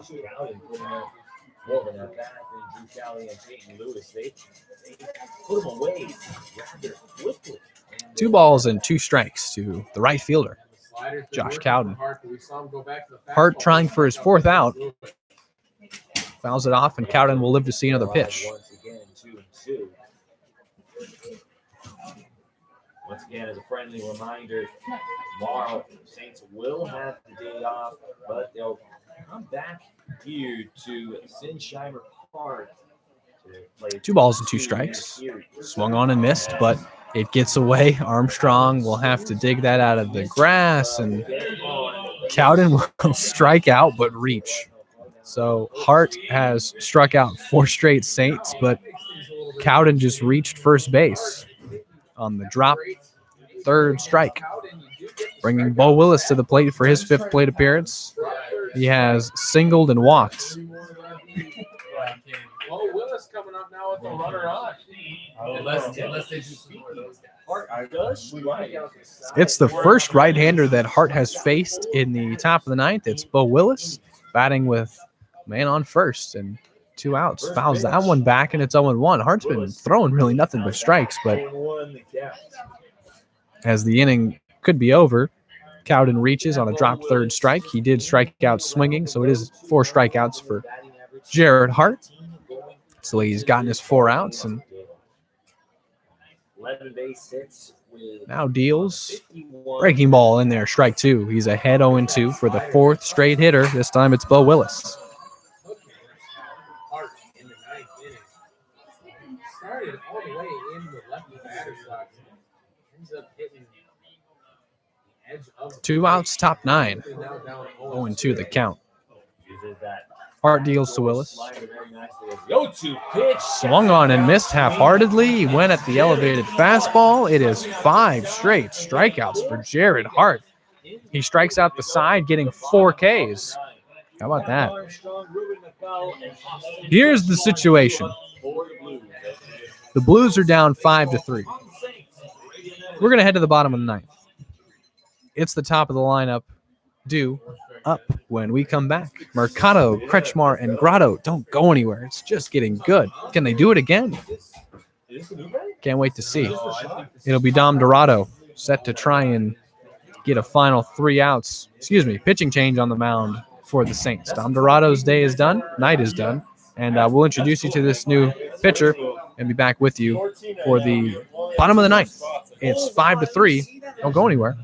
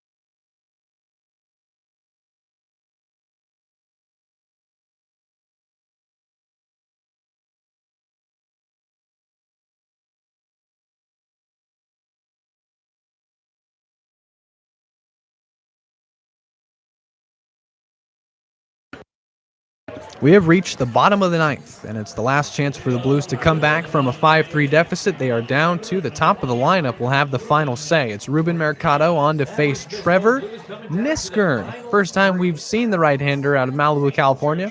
He's a senior at Pepperdine, playing his summer ball in Pasadena. ERA at 12.85. It's inflated because back on June 19th, they gave up 7 runs to Palm Springs. Not even a CCL team. Mercado takes strike 1 from Niskern. And we are underway in the bottom of the ninth. 5-3 is our score. Blues down 9. Blues down 2 in the bottom of the ninth. Go on, Zach. No balls and 1 strike. Mercado swings and misses through that one. It's quickly 0-2. Niskern, who in his last outing went 2 full innings, gave up an earned run on 3 hits, also struck out 3 against the San Diego Waves. That's the last loss that the Saints had. 0-2 to Mercado, righty on righty. Bottom of the ninth underway. No one on and no outs. Mercado pops one up. Cobb has a look, makes the catch, and there's 1 away. Mercado is the first out, and now it's Kretschmar. See if the Blues can at least bring the tying run to the plate. Make things interesting for Niskern. Threw 3 pitches to Mercado. He swung at 2 and popped one up to second, so there's 1 gone for Austin Kretschmar. Was hit by a pitch back in the first. Does not have a hit. Facing Niskern, Kretschmar fouls one off to the right side, and it's quickly 0-1. Niskern has not thrown a ball. Trying to get a quick 3 outs. So Niskern last worked 5 days ago.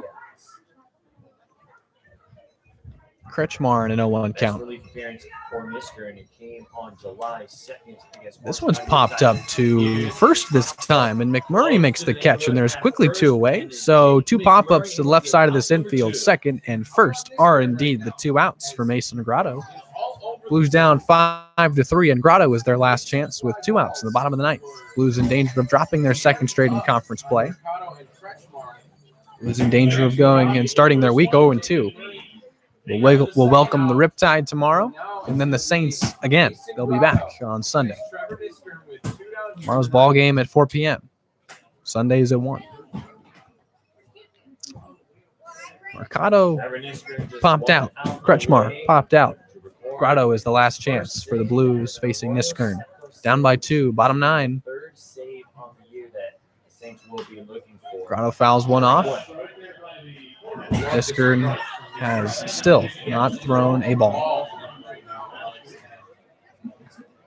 Very unprecedented from him. We've seen him struggle with finding zone earlier in the year, but really motivated. Nothing in 1 to Grotto, who has singled twice and walked. Drove in a run early. Inside, that had to hit him, did it not? Wow. They're going to say that was off his bat. The knob of the bat. Yeah, I hit the knob of the bat, exactly. It's 0-2. It'll be ruled a foul ball, and now Isn't that just a tough break? Pitch in on the hands, and obviously helping him out. And Niskern's going to be faced nothing in 2 to Grotto. 2 outs, bottom 9. Grotto and the Blues down to their last strike. Down 5-3. Grotto fires the 0-2 outside, and it's ball 1. First one he's thrown tonight. What time is it? 10:22. Working late on a Friday night. Blues, 3 runs, 8 hits, 2 1 ball and errors, 2 strikes and to 9 Mason runners, Grotto. 9 bases. No one on and Saints, 2 outs in the bottom of the ninth. 5 runners, 8 hits, 1 error, and 10 5-3. runners left on base. Will that be the final? Grotto awaits a 1-2. 1-2. Swung on a Gets net, in the strike chase, 3. And you can put a W on the board there for the It is indeed a 1-2-3 bottom of the ninth. Niskern with the save. Blues lose their 10th game this season. They are 19-10. They have lost their second straight in conference play and will drop below second place in the CCL Southern standings. And there is a big game coming up tomorrow, as all of these will be down the stretch. It is against the Orange County Riptide. We will have first pitch for you tomorrow at 4 p.m. right here on the Blue Streaming Network. Hope to see you either here at Sinsheimer Park, or you can join me on the Blue Streaming Network. I will have the game for you, as I always do. Then we'll see the Saints again on Sunday. That'll wrap up this weekend series for the Blues. The week starts with 2 losses, Thursday and Friday, falling to the Foresters and Saints. Blues put up a battle early, as they did in Santa Barbara, but fall to the score of 5-3. And that'll do it for the call of this one. I've been Zach Ibrahim. Hope you enjoyed that one. Tough loss for the Blues. Have now lost 2 in a row. We'll look to bounce back tomorrow against Orange County. Go take care of yourselves. Go enjoy yourselves. I'll do the same. And stay tuned for the post-game show. And we'll have an intern interview for you. It's a good reason to stick around. We will have an intern interview coming up on the post-game show. Stay tuned for that one. We'll be bringing it to you in a matter of moments. I'll be right back.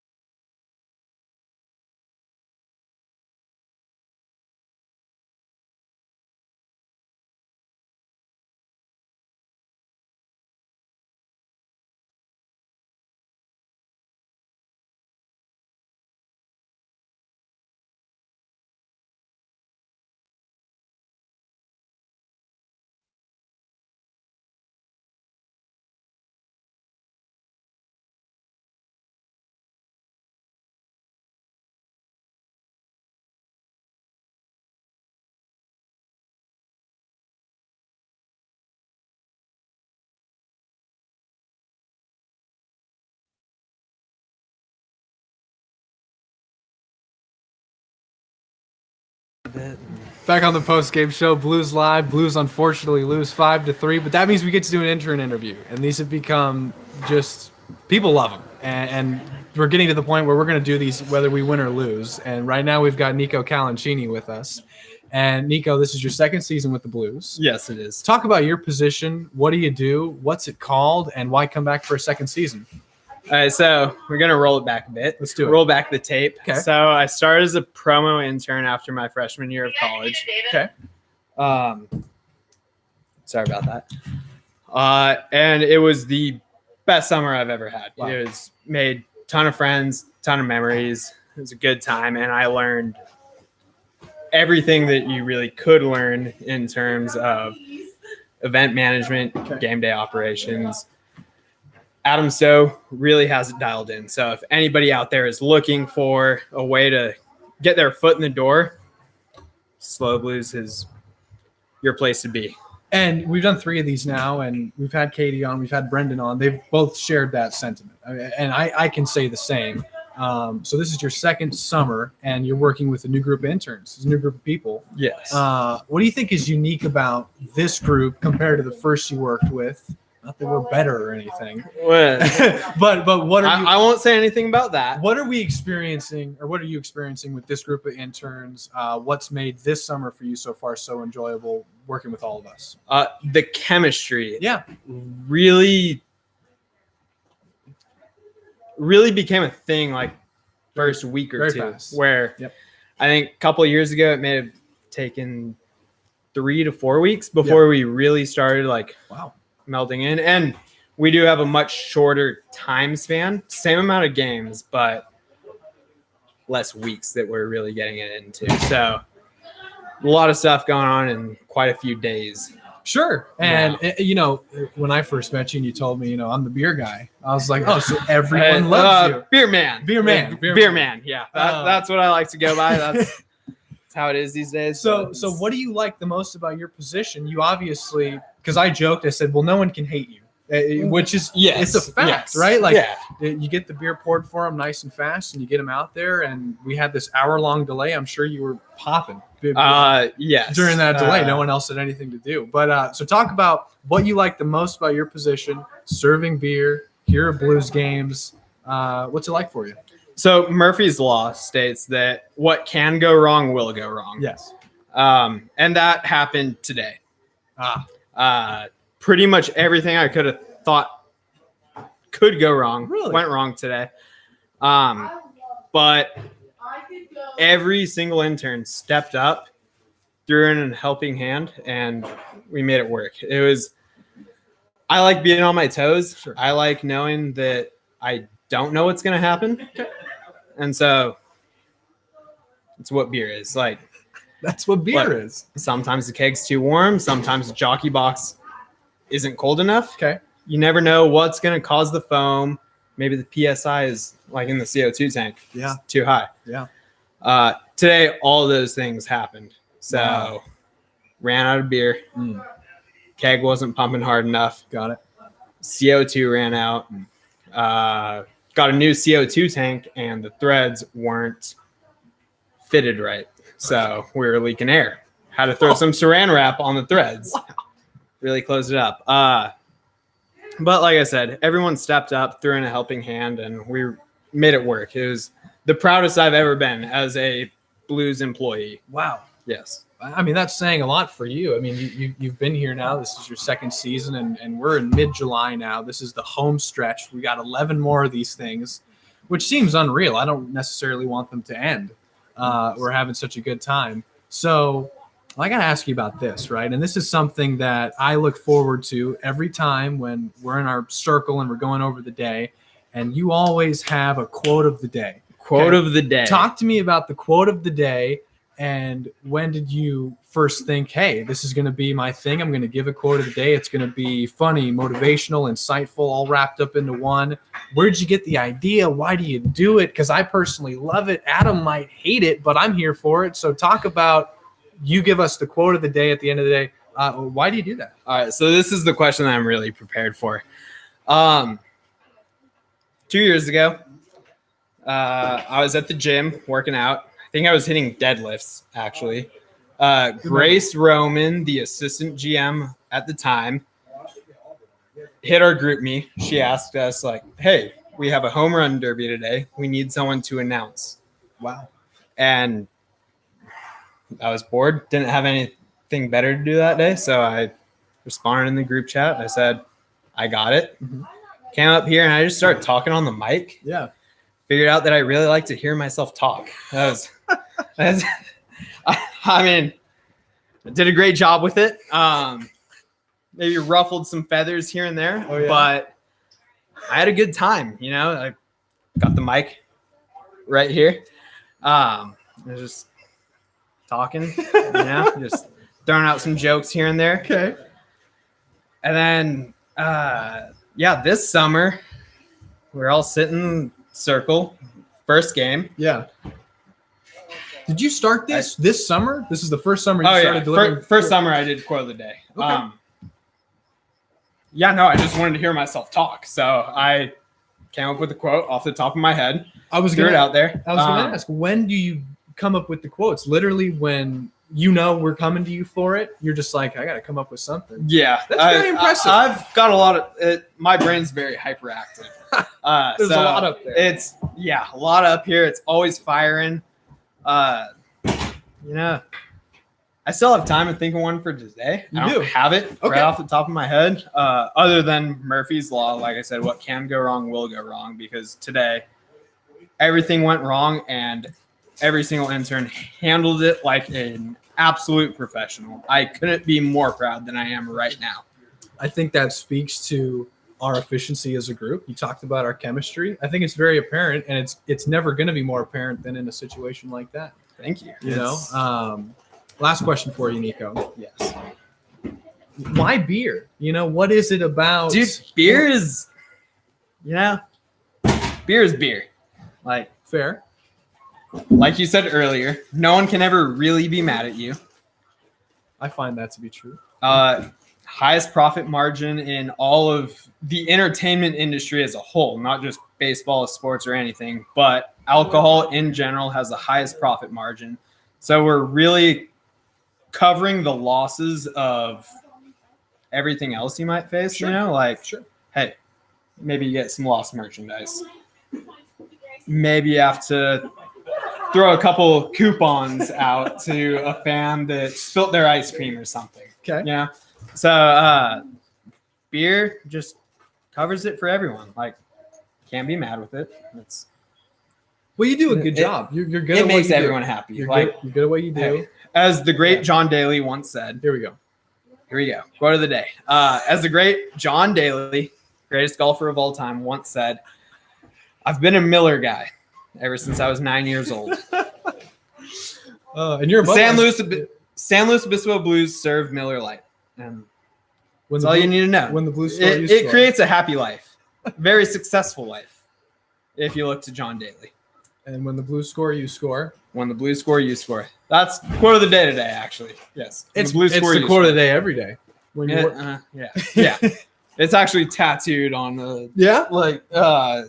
I'll be getting it tattooed. not gonna say Alright. the body part, but it's on my body permanently. That's Nico Calancini. That's our third edition of the And intern signing interviews. These have been a lot of fun, and we're going to keep doing them. Get the interns some airtime. Nico, thanks for joining us and taking the time. So it's Nico Calancini on Instagram, Nico Calancini on Twitter. Okay. Just no spaces, just all straight up. And Nico Calancini on LinkedIn if you're trying to connect on a business level. So. Nico Calancini, thanks for joining us. We'll see you tomorrow. I crushed.